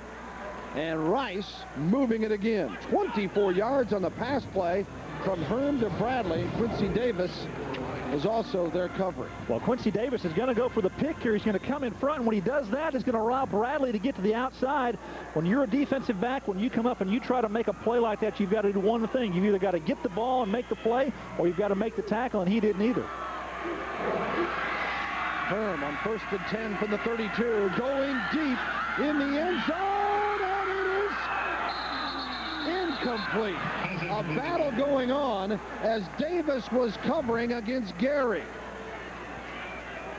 Derek Gary, a senior from San Antonio, quite a juggling act. It was a juggling act, Bill, all the way down to the end. Gary's going to run a fly pattern, and Herm just lays it up here. Watch the contact inside. The ball goes up, almost picked off by the defender, falls on his lap. Can he pull it in? I tell you, just needed one more hand, and he might have had a miraculous catch here. He pulls the ball down away from the defender. Almost a touchdown for the Owls. And a pass completion to Okoronkwo, and that is close? Yeah, it'll be a first down. Let's see where they're going to mark the football at the 21-yard line, and that'll move the chains again. And Kyle Herm is 8 for 16 for 144 yards now, Gary, and quite a day for this sophomore quarterback known for the running game and the option. Well, when he came into fall camp, he was listed as the #1 passing quarterback, and Ken Hatfield would rotate his quarterbacks in the past and when they needed to throw the football. He's doing a good job here. Gets one out to Gavin Booth for the touchdown. Unbelievable. The Owls through the air again. A 21-yard TD strike, and Booth says, take that. He was only headed to the end zone the last time he was on the field. Olford was covering, and Rice makes it 31-23. Well, when something goes away against you as a football player, you need to come back and respond, and Gavin Booth does. He comes on the field, gets the penalty, and negates their opportunity for to score a touchdown, forcing a field goal attempt, but now comes up with a big score here in the fourth quarter. And a key point after.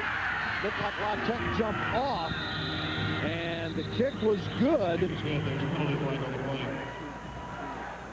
With it 31-24 if it counts, and we'll see if Rice is going to, I think it's on the Bulldogs. They just wave it off. Or would Rice think of going for two if they had an opportunity here? The penalties decline. Nope, they don't want to slow down their momentum. Ken Hatfield, a little smirk on his face. Who'd have buck it, huh? And we got 12:26 to go. 31-24. What a grab by Booth.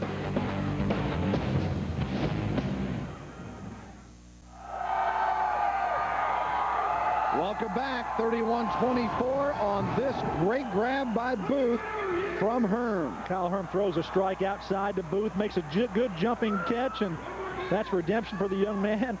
I tell you, this offense here for Rice in the second half has been lights out, doing everything on the extraordinary, throwing the football and getting good production in their passing game, which is a little out of the ordinary for Rice. And it's 31-24, and the kickoff comes back to Louisiana Tech. Franklin, nice return as he brings it out to the 27-yard line for the Bulldogs. The Bulldogs, the last possession, finally moved the ball, but then turned it over again. And Shell made the tackle on Franklin. So let's see what the answer is for Louisiana Tech. And Jack Bicknell's just got to be, wait a minute. How does my club go from down 31-13 to Auburn last week on the road and come back and take it in overtime, and today lead 31-0, and now it's a one-touchdown game? There's McCown on the day for 273 and 2 touchdowns and 1 interception. McCown, plenty of time here, and he's got a man. It's Simon at the 50, needs a block at the 40-yard line, and Simon rolls to the 37-yard line of the Owls. Here come the Bulldogs. And 34 yards. Well, you may not see long passes down the field by the Louisiana Tech Bulldogs, but what they'll certainly do is they'll throw a quick slant pattern like they do here to Simon and just outrun the defense, get inside of them, and McCown takes a little lick here as he throws the football. Brandon Green comes from his defensive end spot, putting a little pressure on the quarterback. This one complete to Curry. Curry nearly breaks the tackle as he drags one with him to the 31-yard line. Pittman makes the tackle there.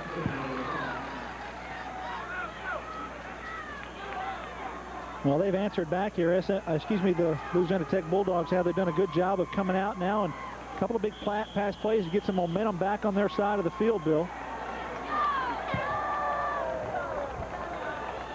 Second down and 5.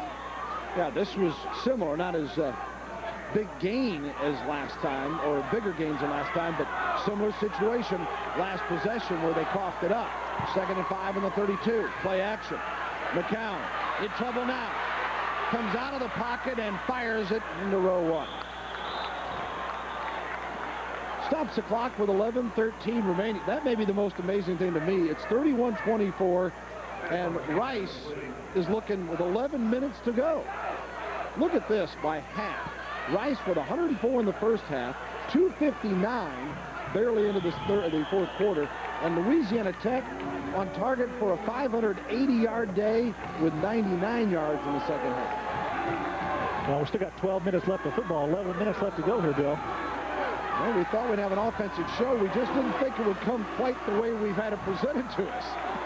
3rd down and 5 now for McCown and the Bulldogs, going from the shadows of the press box into the sunlight.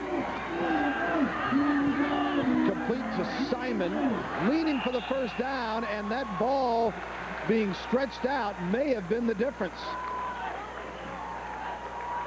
Heads-up play by the senior John Simon if it indeed works. Well, John Simon trying to stretch that extra yard. He's going to be just a little bit short, probably. The line judge on the near side, Hurley, came on to set the ball, and probably going to measure it here, Bill.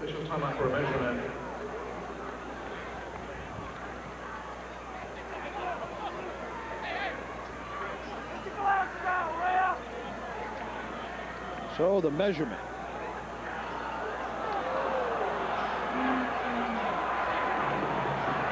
Not enough. Almost a full yard short. Well, tonight it's a doubleheader. College football. College Football Saturday presented by Kyocera. First 25th ranked Colorado will visit Stillwater to take on Oklahoma State in a Big 12 battle. And then number 13, Washington will take on Arizona State in the Pac-10. All begins at 6 o'clock Central right here on Fox Sports Net. It's just a great day of college football nationally. They have heard earlier Nebraska defeated Oklahoma 20-10 in the Big 12 big game of the day and the big game of the day nationally. Right here we turned into a heck of a fight in the WAC. 4th and 1. Smith rolls through and has the first down for the Bulldogs. They'll keep possession. Joe Bob Thompson made the tackle. Well, Smith just slices through on the left side behind left guard Randy Richard here. Watch him. He's going to block inside, and Smith just gets in behind his block and dives in for the first down.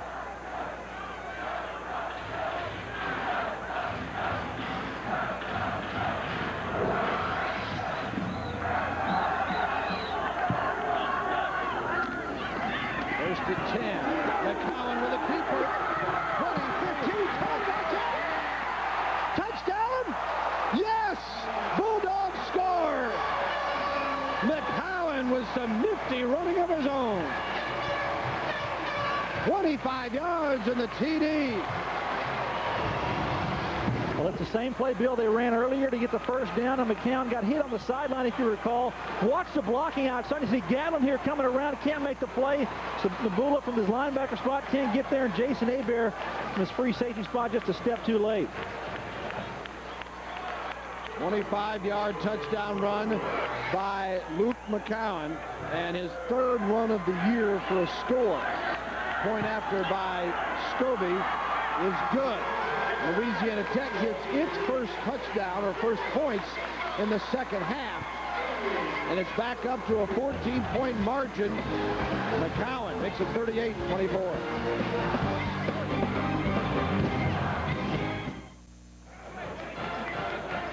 Coach Jack Bicknell told us earlier this week he wanted his quarterback to run a little bit more often. Well, he's taking him to heart, Gary. So a couple of good plays here, good calls. Watch the fake and the run. Good blocking out front here. Number 9, Delwyn Daigle, does a good job and makes the guys just run over each other on the Rice secondary, causing a pile up. And I tell you, McCown shows he's got a little speed around the corner as well.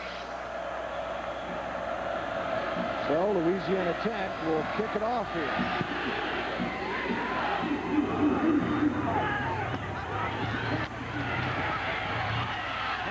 Looking for an opening. Stretching it to the sideline, in trouble, cuts it right back up. Watch out, Hatfield may go. Hatfield to the 45. Hatfield to the 30, the 20. And brought back from behind, but by the helmet and the face mask, they'll have 1st and goal to go. Oh, my goodness.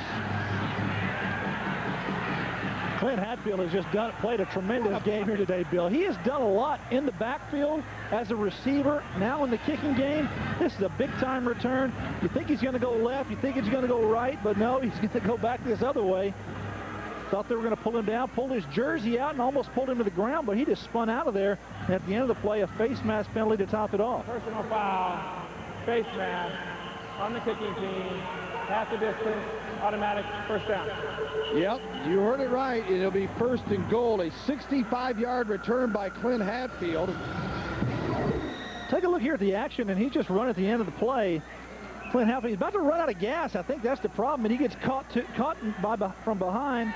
If one of his host of chaperones would have just turned around and seen what was coming, he would have scored, although easy to say looking back. Yeah, credit Michael John Leonard, number 10, of just coming in pursuit. See the jersey, they pull it out there, and he just spins back the other way and finds some more Owls to get out in front and block for him. If he just take it to the outside and stay out here, let his guys block back. Matt Weber just misses one there. Otherwise, he could have got John Leonard, but it was a great play and a good return for the Rice Owls. Rice thinking, well, what can we do to answer? We make such an effort to get back in the game. We'll run a kickoff back 65 yards. That'll take care of it. What a run by Hatfield. How exciting is this freshman?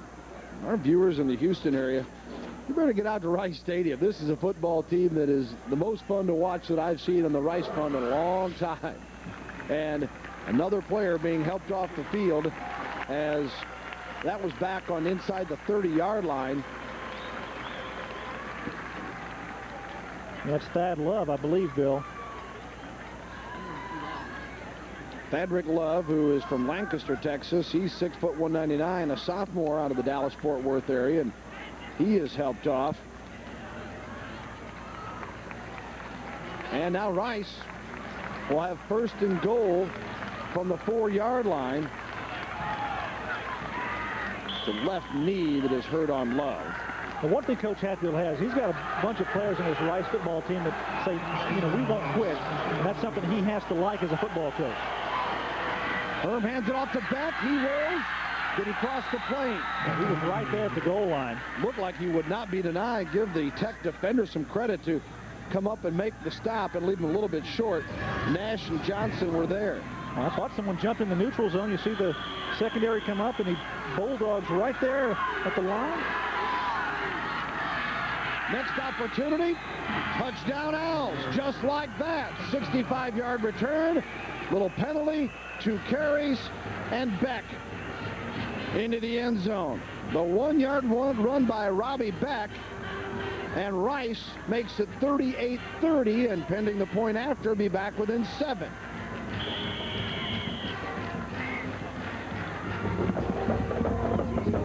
Skeen will come on for the point after.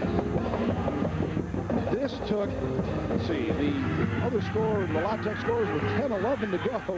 So 46 seconds later, they answer with 7 of their own on the kick good by Skeen to make it 38-31.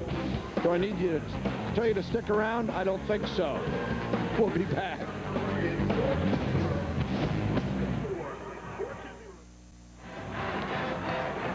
Well, we mentioned we had offense to offer today. I guess it's lived up to that. There's a look at how it has been unfolding here in Ruston, Louisiana, with the Bulldogs jumping out 31-0, and now at 38-31, and Rice will kick it off again with 9:25 remaining in the 4th quarter.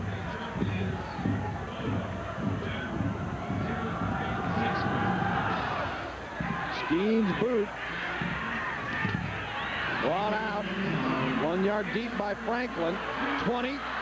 And he nearly was off to the races. Nice return by Franklin out to the 30-yard line, and the Bulldogs will get it there. Clifford Sparks making the tackle for the Rice Owls. Well, we put a graphic up earlier, Bill, about how this has been a tale of 2 halves, and realistically it has. The Rice Owls have come out in the second half and responded very well. The Bulldogs, on the other hand, haven't been able to stop the Owls, and big kick returns. You've seen a little bit of everything here for Rice going their way in this half, and still got 9 minutes to go in this football game and just down by 7 points. 1st and 10, ball on the 30-yard line, and Louisiana Tech up 7. McCown, plenty of time again. Simon hit hard, but not tackled. He rebounds and comes up and almost gets a first down. Talk about recovery. Woo.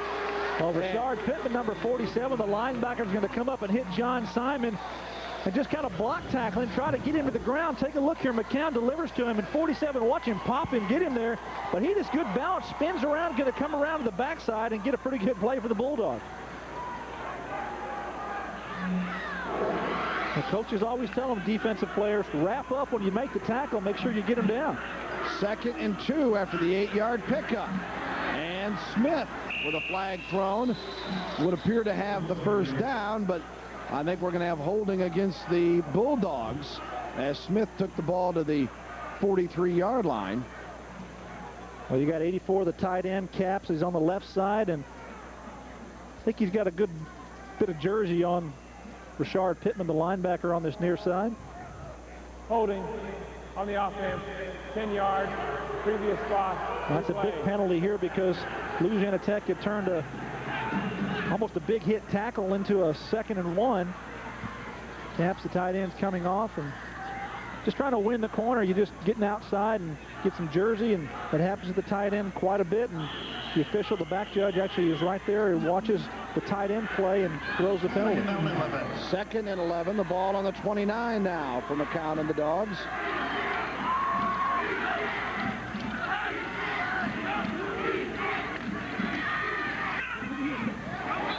Complete at the 39-yard line, just shy of the first down. Daig makes the reception. Well, it's going to be a reception, Bill, for about 10 yards, but Luke McCown throws the ball about 30 yards to make this play. He's going to throw it near to the near sideline and a strike. Watch the line this ball is on, and the stretch out by Daig, who catches it and gets both feet in, and I believe they're attending to him on the sideline. He hasn't popped up after the play. Dendy making the tackle. Well, maybe not Daig, but is there someone else down?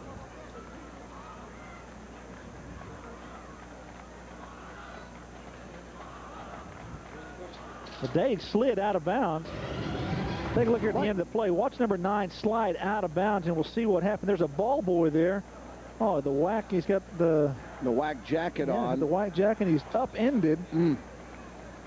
Pretty good lick. Hopefully that youngster is all right. So, you know, these big guys, they got pads and helmets and everything on, but that young man is completely unprotected. He took a pretty good shot.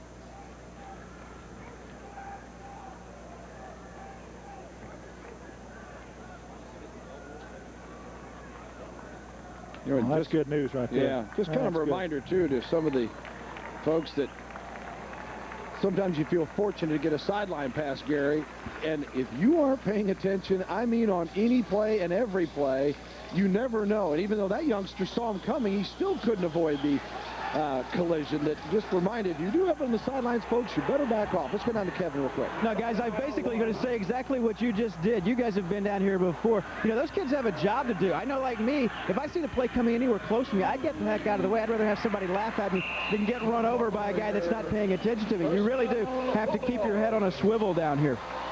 Smith focusing straight ahead. It gets to the 45-yard line before he's brought down by Green, and that'll move the chains, and you're getting closer to a point where Louisiana Tech might want to control that clock a little bit more and be able to tack on another touchdown, and if their special teams can prevent Rice and Hatfield from running it back, force them to really go to much more to the air, although that hadn't been a problem for Herm here in the second half. 1st and 10 at the 44. Complete today in the Rice territory outside, or the 32-yard line. Dendy made the tackle on Delwyn Daig.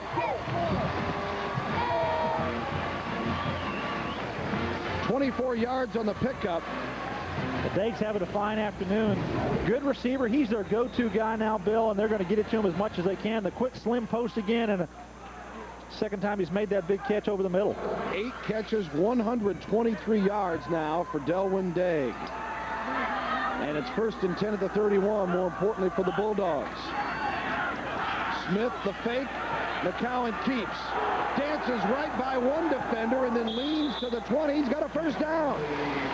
So McCowan, who scored the last touchdown on a 25-yard sideline scamper, picks up another first down, and nice ball handling. Yeah, it was good ball handling. Watch the footwork. He's going to have Gatlin here, number 40. Just kind of settled him down. Whoops, I'm going the other way. Big, tall guy getting around him, but Gatlin comes back to make the tackle along with Denby. Good job that time by McCown and showing his open field ability, Bill. Caps comes in with the play as Daig splits wide to the right side.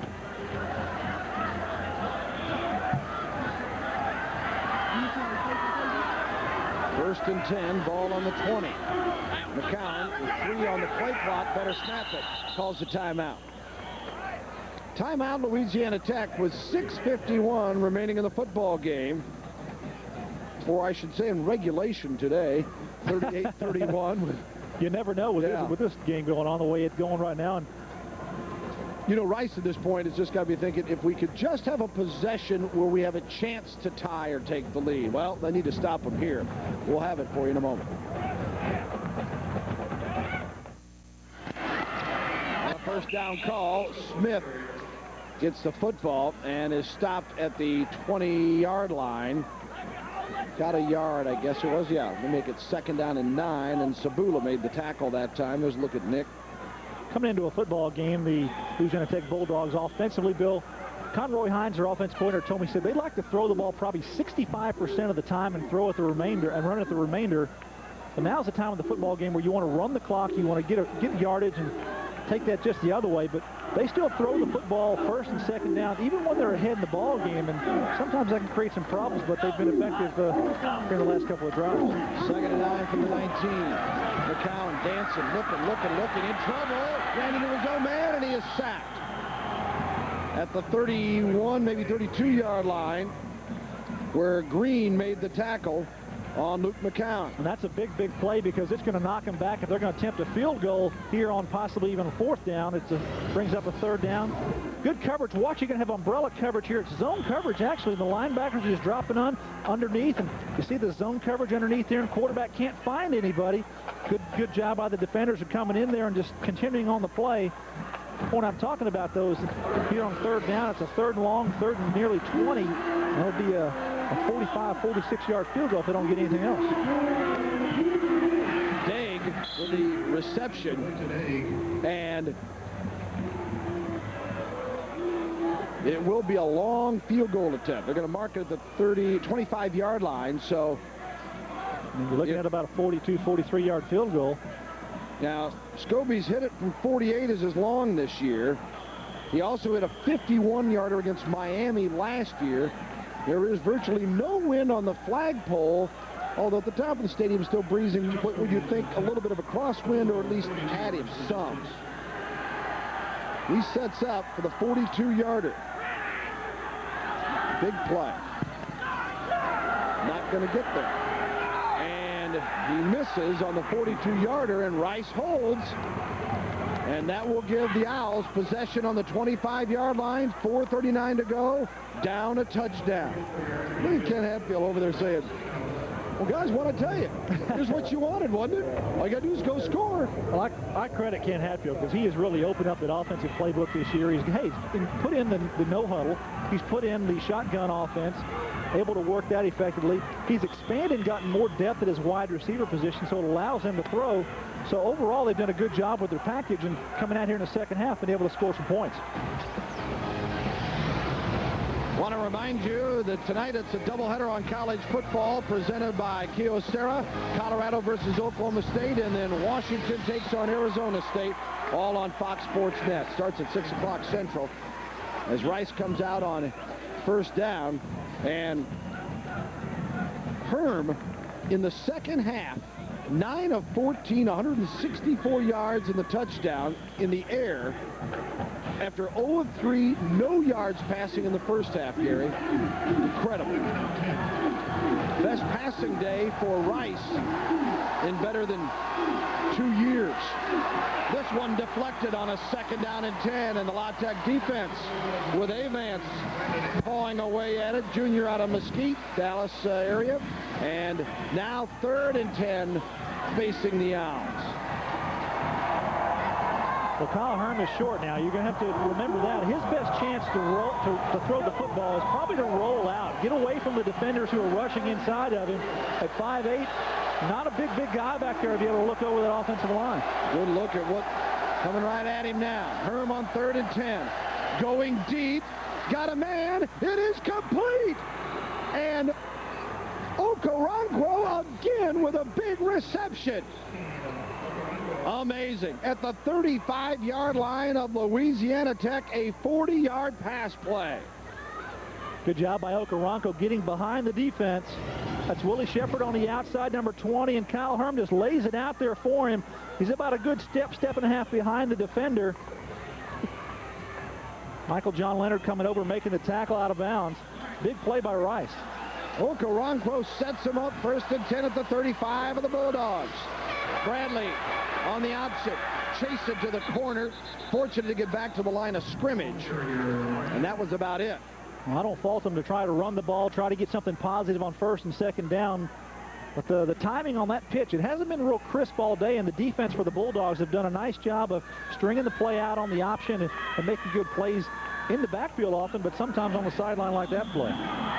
Randall and Gray were there to make the tackle as Kyle Herm comes back with a play on 2nd and 10. Clock stop, 4:19 to go in the football game. 38-31, Louisiana Tech. Herm out of the shotgun this time. Got a little time, finds a man. And Hawkins with the reception, Shepard the tackle inside the 30. It'll be 3rd and short. Now Vincent Hawkins is normally just a halfback, Bill. That's what Kent Hatfield's done. He's taking his halfbacks, he spreads them out. They go now to the bone. They bring it out to the 4 and 5 wide receiver looks. Real versatile offense. 3rd and 4 on the option, and right up the middle. Boy, Herm took a shot. Kyle Herm, after handing that football off, got rocked as Avance made the tackle. Robbie Beck is really close, Bill, to the 1st down. They're going to probably measure it here.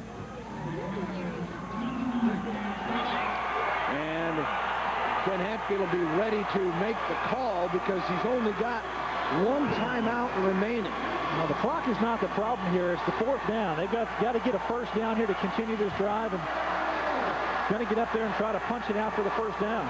4th and 1. Everybody in tight.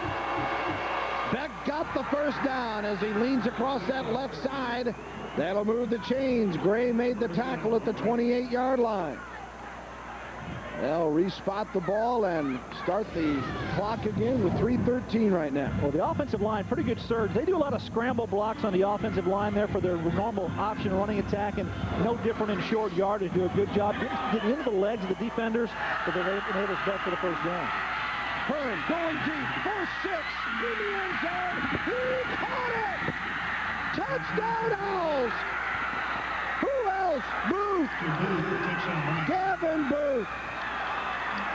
And Rice is 1 point away from tying this sucker up. 38-37. Incredible, Gary. This has just been an incredible half of football for the Rice Owls. A career quarterback performance by a quarterback here for Rice with Ken Hatfield at the helm, with his coaching staff and this offense. It has opened up. Kyle Herm, I tell you, as a sophomore, got a real bright future with this group. All important point after by Skeen, up and good. They've caught him. 38-38. A 31-point deficit was facing Ken Hatfield's team, and they start all over with 3 minutes to go. Well, whatever Ken Hatfield told his bunch at halftime, if he could bottle that and sell it to coaches around the country, he'd be a millionaire. That was I'd say it's been a great effort by that bunch coming back. And Louisiana Tech, they've got to find a way to get some life and find a way to get back in this thing. They did have had their opportunities, but the defense of Rice has responded when necessary, gotten turnovers, and turned positive, putting points on the board. So a 23-yard touchdown pass as Booth grabs it, and let's take another look. What a throw by Herm. Well, Herm just throws it up and outside, and Gavin Booth is just going to be neck and neck here. Just the defender turns around. Shepard doesn't even see the ball. What a catch. Gets it up under one arm. Watch his left arm. Shepard is just shattering him there. He turns his head around trying to disrupt the catch, but just a great, great effort. So Herm and Booth have connected on 2 touchdown passes. Hatfield's got a 15-yard run. Beck has got 2 touchdown runs on short yardage gains. Skeen, a 25-yard field goal, and Rice, once down 31-0, has made it a 38-38 game. Taken 1 yard deep in the end zone. Again, Franklin, he's been dangerous. The 20, and turns to the 27, maybe 28-yard line, and that's where Louisiana Tech will take over. Herm has thrown for 233 yards and 3 touchdowns in 12 to 22. Well, he's done that in 12, 14, 24 minutes of work there, Bill, in the second half. Nothing going in the first half. 0 for 3 in his passing attempt, but now in the second half just on fire. This game, we talked about it at the beginning, Bill, it's really for the WAC lead here going into conference play. Rice is unbeaten, 3-0, and Louisiana Tech is 3-1. The winner of this football game really in the driver's seat in the WAC conference. First and 10, ball on the 26-yard line. Incomplete. And we check that. Herm's thrown for 2 touchdown passes, 233 yards. Curry, the intended receiver there, is McCowan. We expected a lot of offense today, and we expected a lot of things, but we didn't expect that guy to throw for 233 yards. No, when you come in here and you see that the quarterback from an option running team is going to throw the ball the way he has today and make key completions for scores, pretty impressive for this Al bunch. First and 10, the ball at the 26. The second and 10, and McCowan scrambles after breaking a tackle, then brought down near the line of scrimmage. May have gotten a yard back to the 27. Well, Gary, a couple things to remember, and we'll talk all day and all night after this one's over, but there was the muff field goal attempt by Rice that ended up kind of getting the momentum to Louisiana Tech early in the game.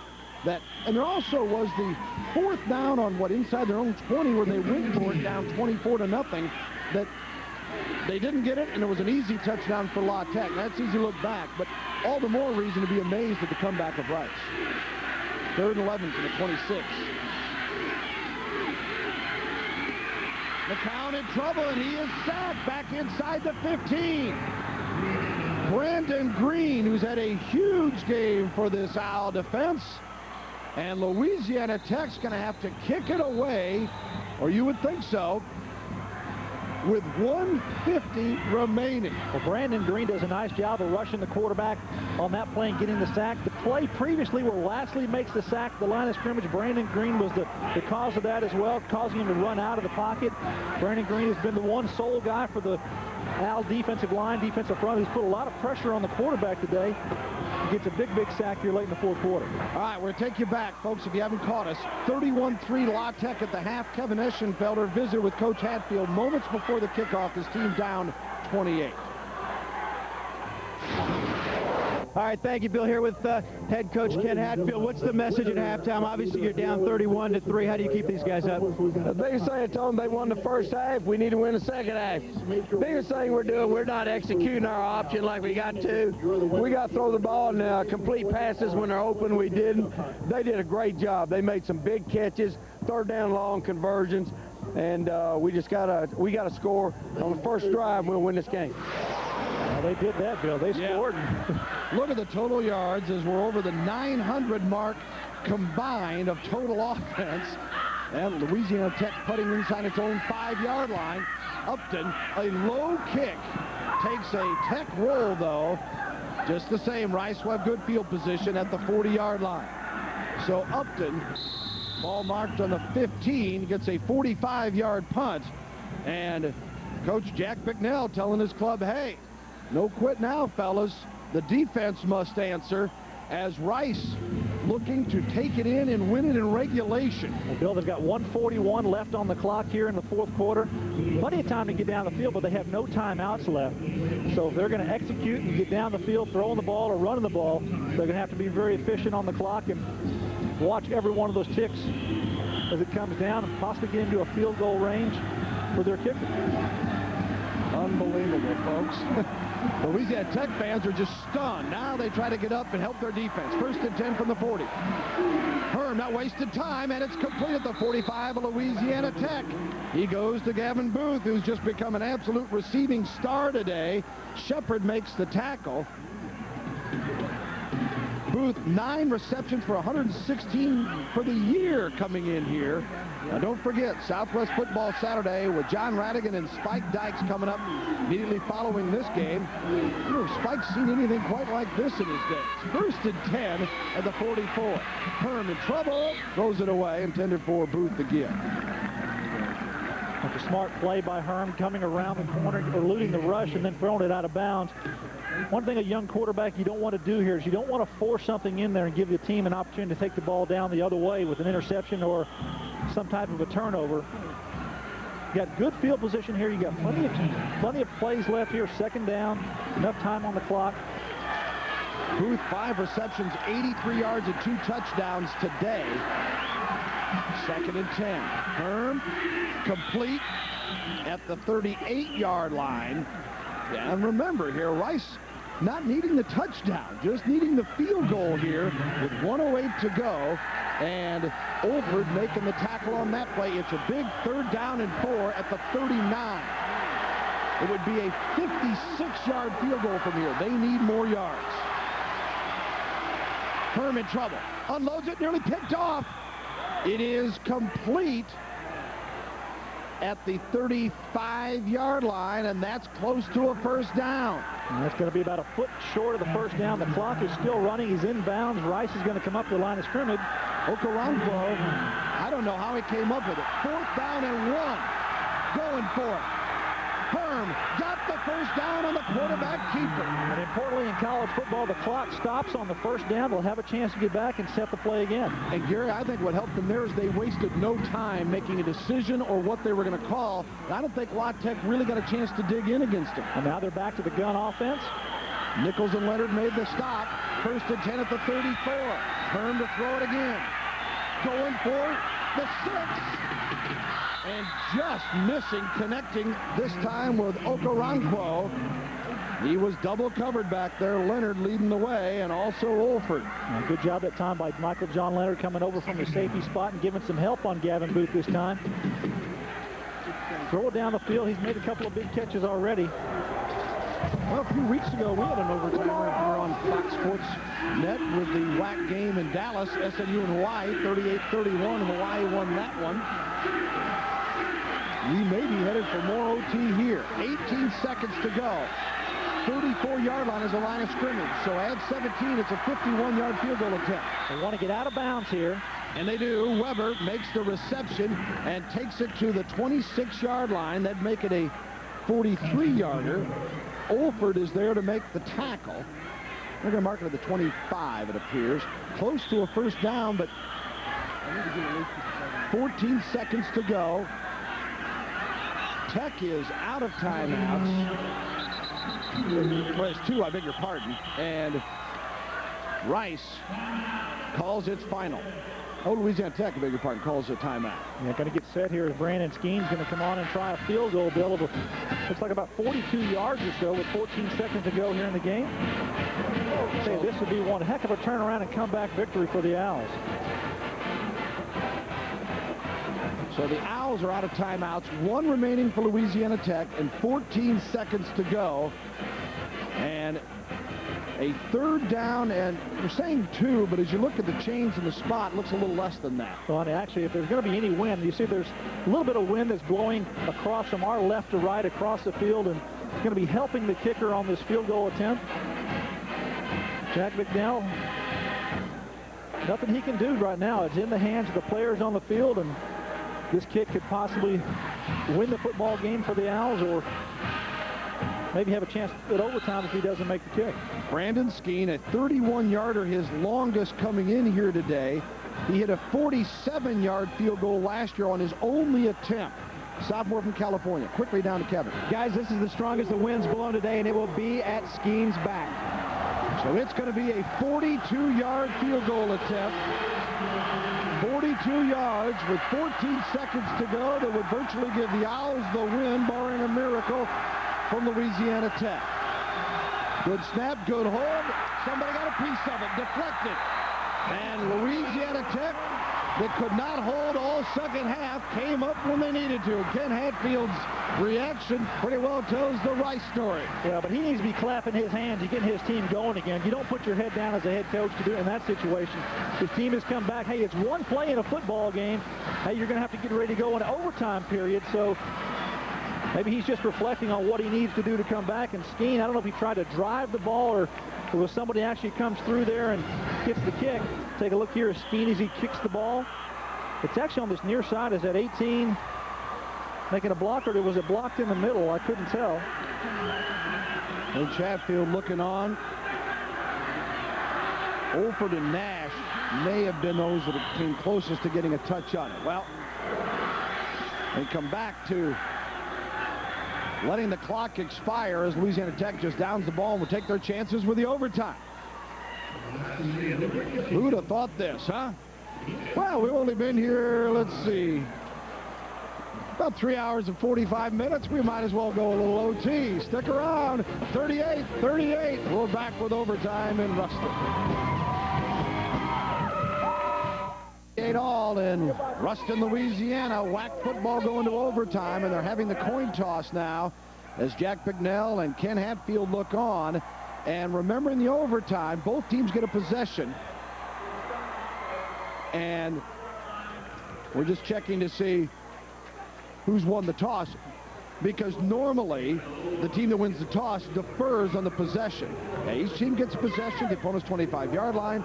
Both teams guaranteed one possession in each overtime, and Rice will be on defense to start things off, so the Owls know that, all right, we stop them, we only need 3 to win. They get a field goal, we know we need a touchdown. They score a touchdown, and they know exactly what they've got, so they have the advantage when they do get the football. Yeah, I assume that Rice did win the toss, and they decided to go on defense, because that's what you'd want to do. You'd like to know what your offense has to do to perform, to either tie the football game or have a chance to win it. And time, of course, is not a factor. You turn off the clock here. Both teams coming off overtime games. As you see the records, La Tech falling 48-41 in overtime to Auburn last week, and Rice winning at Nevada 33-30 when Robbie Beck went 25 yards on the first carry after they had stopped Nevada. McCowan underthrows Curry on the 1st and 10. Start at the 25-yard line, and Hebert was covering on the play. And McCown was looking for Curry to settle down there. He continued inside of the hash mark, inside of the middle. The ball was a little bit behind him. He was in an open area, and McCown just delivered the ball behind him. I'm not sure whether it was need to settle down there or not. This homecoming crowd of Louisiana Tech is still in shock, though. They're not up screaming and yelling. They are just stunned that they're in this situation. 2nd and 10 at the 25. McCown.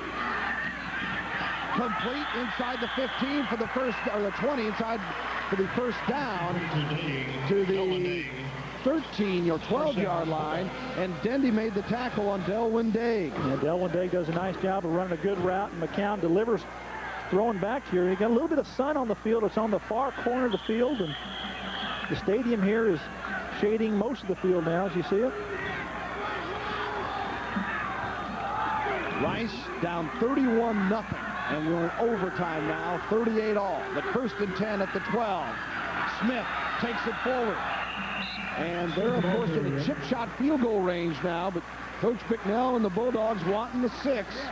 Sabula making the tackle on Smith that time. It's kind of a chess match here, whether you go with your 4 and 5 wide receiver package or try to run the ball inside. And, of course, less room to operate this spread offense now for Louisiana Tech.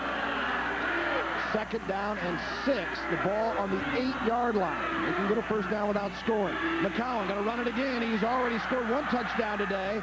He's dragged down this time, though, at the 9-yard line by Dan Dawson. Nice job by Dawson on the bootleg this time, and drags McCown down by the backside.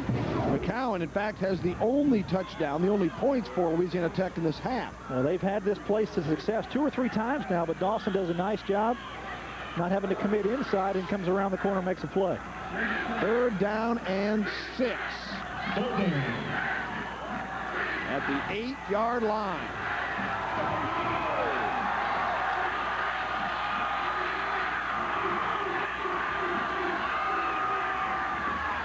McCowan, complete. Simon stopped short of the first down. Needed to get to the 2. He's at the 3, and Thompson made the tackle. Well, I don't think there's any doubt here what you do. You got to kick the field goal, got to put the points on the board, but it's 4th and short. Now they're bringing the field goal unit on. This is the call you have to make, because you cannot Oh, yeah. You cannot afford not to put points on the board. Not when the opponent gets the ball at the 25-yard line. Exactly. And a 42-yarder, at worst, would tie you up. Yeah, but the fans are a little unwrestled because they can't get out. You know, they want, hey, go ahead and go for the first down and keep going and get a touchdown. So they come on for the 20-yard field goal here in overtime. And the kick is up, and it is good by Josh Scobie.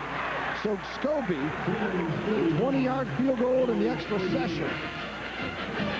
Well, if you wanted to go out on defense and win in that situation, coming up, forcing a team to kick a field goal in that situation is a win for the defense because, you know, you're starting at the 25, and, hey, you may bend a little bit, but you're not going to break, and Ken Hatfield now puts his offense back out there knowing, hey, at worst, we have to kick a field goal. At best, if we score a touchdown, we won the football game. Scobie's 20-yarder makes it a 3-point game, 41-38.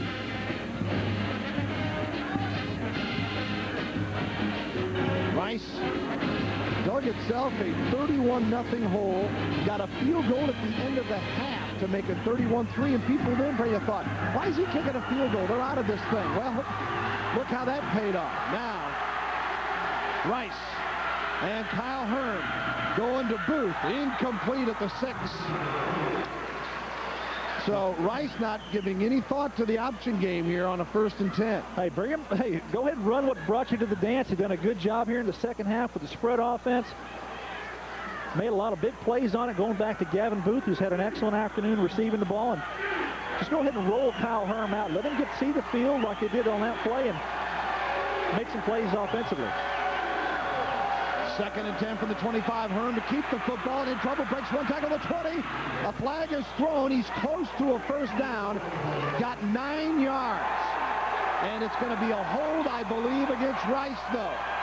And if that's the case, that takes him out of not field goal range. Well, yeah, what we've seen so far from their kicker Skeen out of his field goal range. Well, whenever you have a 10-yard penalty against you in overtime period here, you're going to put yourself back to the 35-yard line. And in essence, Bill, that becomes a 52-yard field goal, which is, it's makeable, but it's a real difficult task. We saw that Skeen had trouble. He didn't get the ball up over on the chance to win the field goal kick, but it brings up, more importantly, a 2nd down and 20 situation for the Owls. Well, what's Coach Hatfield thinking here? Get half of it back here? Yeah, you can't be greedy. You got 3 more downs to operate. 2nd, 3rd, and 4th down if necessary to get 20 yards. 2nd and 20, ball on the 35. In trouble is Herm. He got away from one man. Still looking in trouble, and he is sacked on the 39-yard line. Kyle Herm brought down. Thought he got a face mask violation. Miles was there as Louisiana Tech's defense. Well, Kyle Herm may be right. He had someone in his face there. Take a look here. Watch number 47, Nash, the linebacker. That's number 5 coming around. He definitely pulled the top of the helmet. I don't know if he grabbed the face mask, but the hand was around the helmet, and you can see there, and Kyle Herm is probably rightly so wanting a penalty and not being called. Yeah, maybe not the intentional call, but certainly a penalty just the same. Nash. And now, well, what would have done, Bill? It would have been a spot foul and a 5-yard penalty, probably a non-flagrant penalty, but more importantly, it would give Rice a first down again. Now it's 3rd down, and they've backed up it even further, 3rd and 25 or so to go. And you got to figure Skeen, even with this wind being a little bit of a help, they're sitting at the 39. They got to pick up, what, at least 15, 20 yards almost to have much of a shot. Well, what they've done here now, Bill, now they're 3rd and 25. They have to pick up enough ground for the first down. I mean, for the kick, field goal. Stay with us. Coming up next, we got more football for you. Southwest Football Saturday with John Radigan and the coach, Spike Dykes, standing by the Fox Sports Net studio. And then at 6 o'clock, we'll have College Football Saturday continuing. Colorado, the number 25 team in the country, in Stillwater Lewis Field against the Cowboys of Oklahoma State. And then we go to the Pac-10 like you can't get enough. Of course you can. Not when it's like this. Well, Bill, they're going to need 10 to 15 yards here at least for an attempt to make a field goal. 3rd and 24. The ball at the 39. And Hearn in trouble again. And he got away from one. Not another. Louisiana Tech now has forced a 4th down and 24. As Herm brought down at the 40. In fact, it'll be 4th and 25. Jamie Nichols there. Well, Kyle Herm is back there trying to make a play and waiting for something to happen. He gets out of danger once, but you see the pressure there get him up. But watch Nash, number 47, come in from his linebacker spot, just lays a lick on his helmet. Nash has really made the most of his playing opportunity, coming on in the place of the injured Carlin Thomas. 4th and 25 in overtime. They've got to make it happen here, or Tech wins. Herm escapes 2. Throwing it deep. Looking for the Hail Mary. It's up.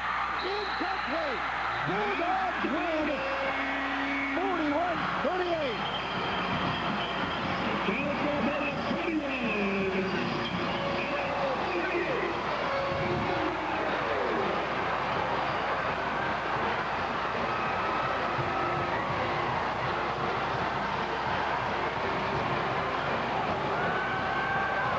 41-38 in overtime.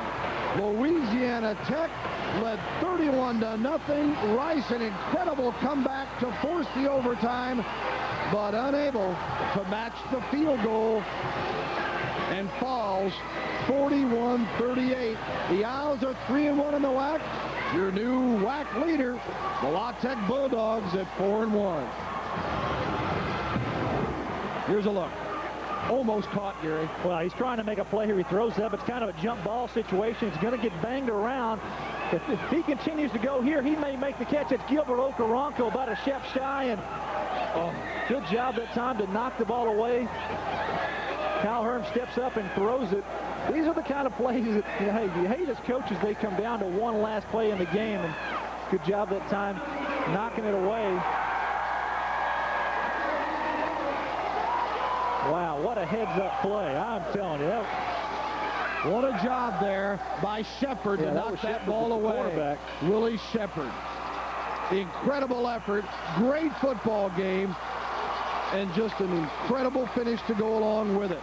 As Louisiana Tech goes 4-3, 4-1 in the WAC, and pending what happens with Boise State, they'll be in sole leadership when the night is over. And guess what? They've got Boise State coming up next week here. Rice, with its first loss at 3-1, goes to Fresno next week. For Gary Reasons, Kevin Eschenfelder, and our entire crew, this is Bill Land saying good afternoon, evening, whatever it is at this point. Good wrestling. Once again, our final score, Louisiana Tech 41, Rice 38 in overtime. Join us for our next WAC telecast Saturday, November 17th at 1:30 p.m. when SMU will meet Tulsa. Coming up next, Southwest Football Saturday with John Radigan and Spike Dykes. You've been watching coverage of Western Athletic Conference football on Fox Sports Net. So long, everybody.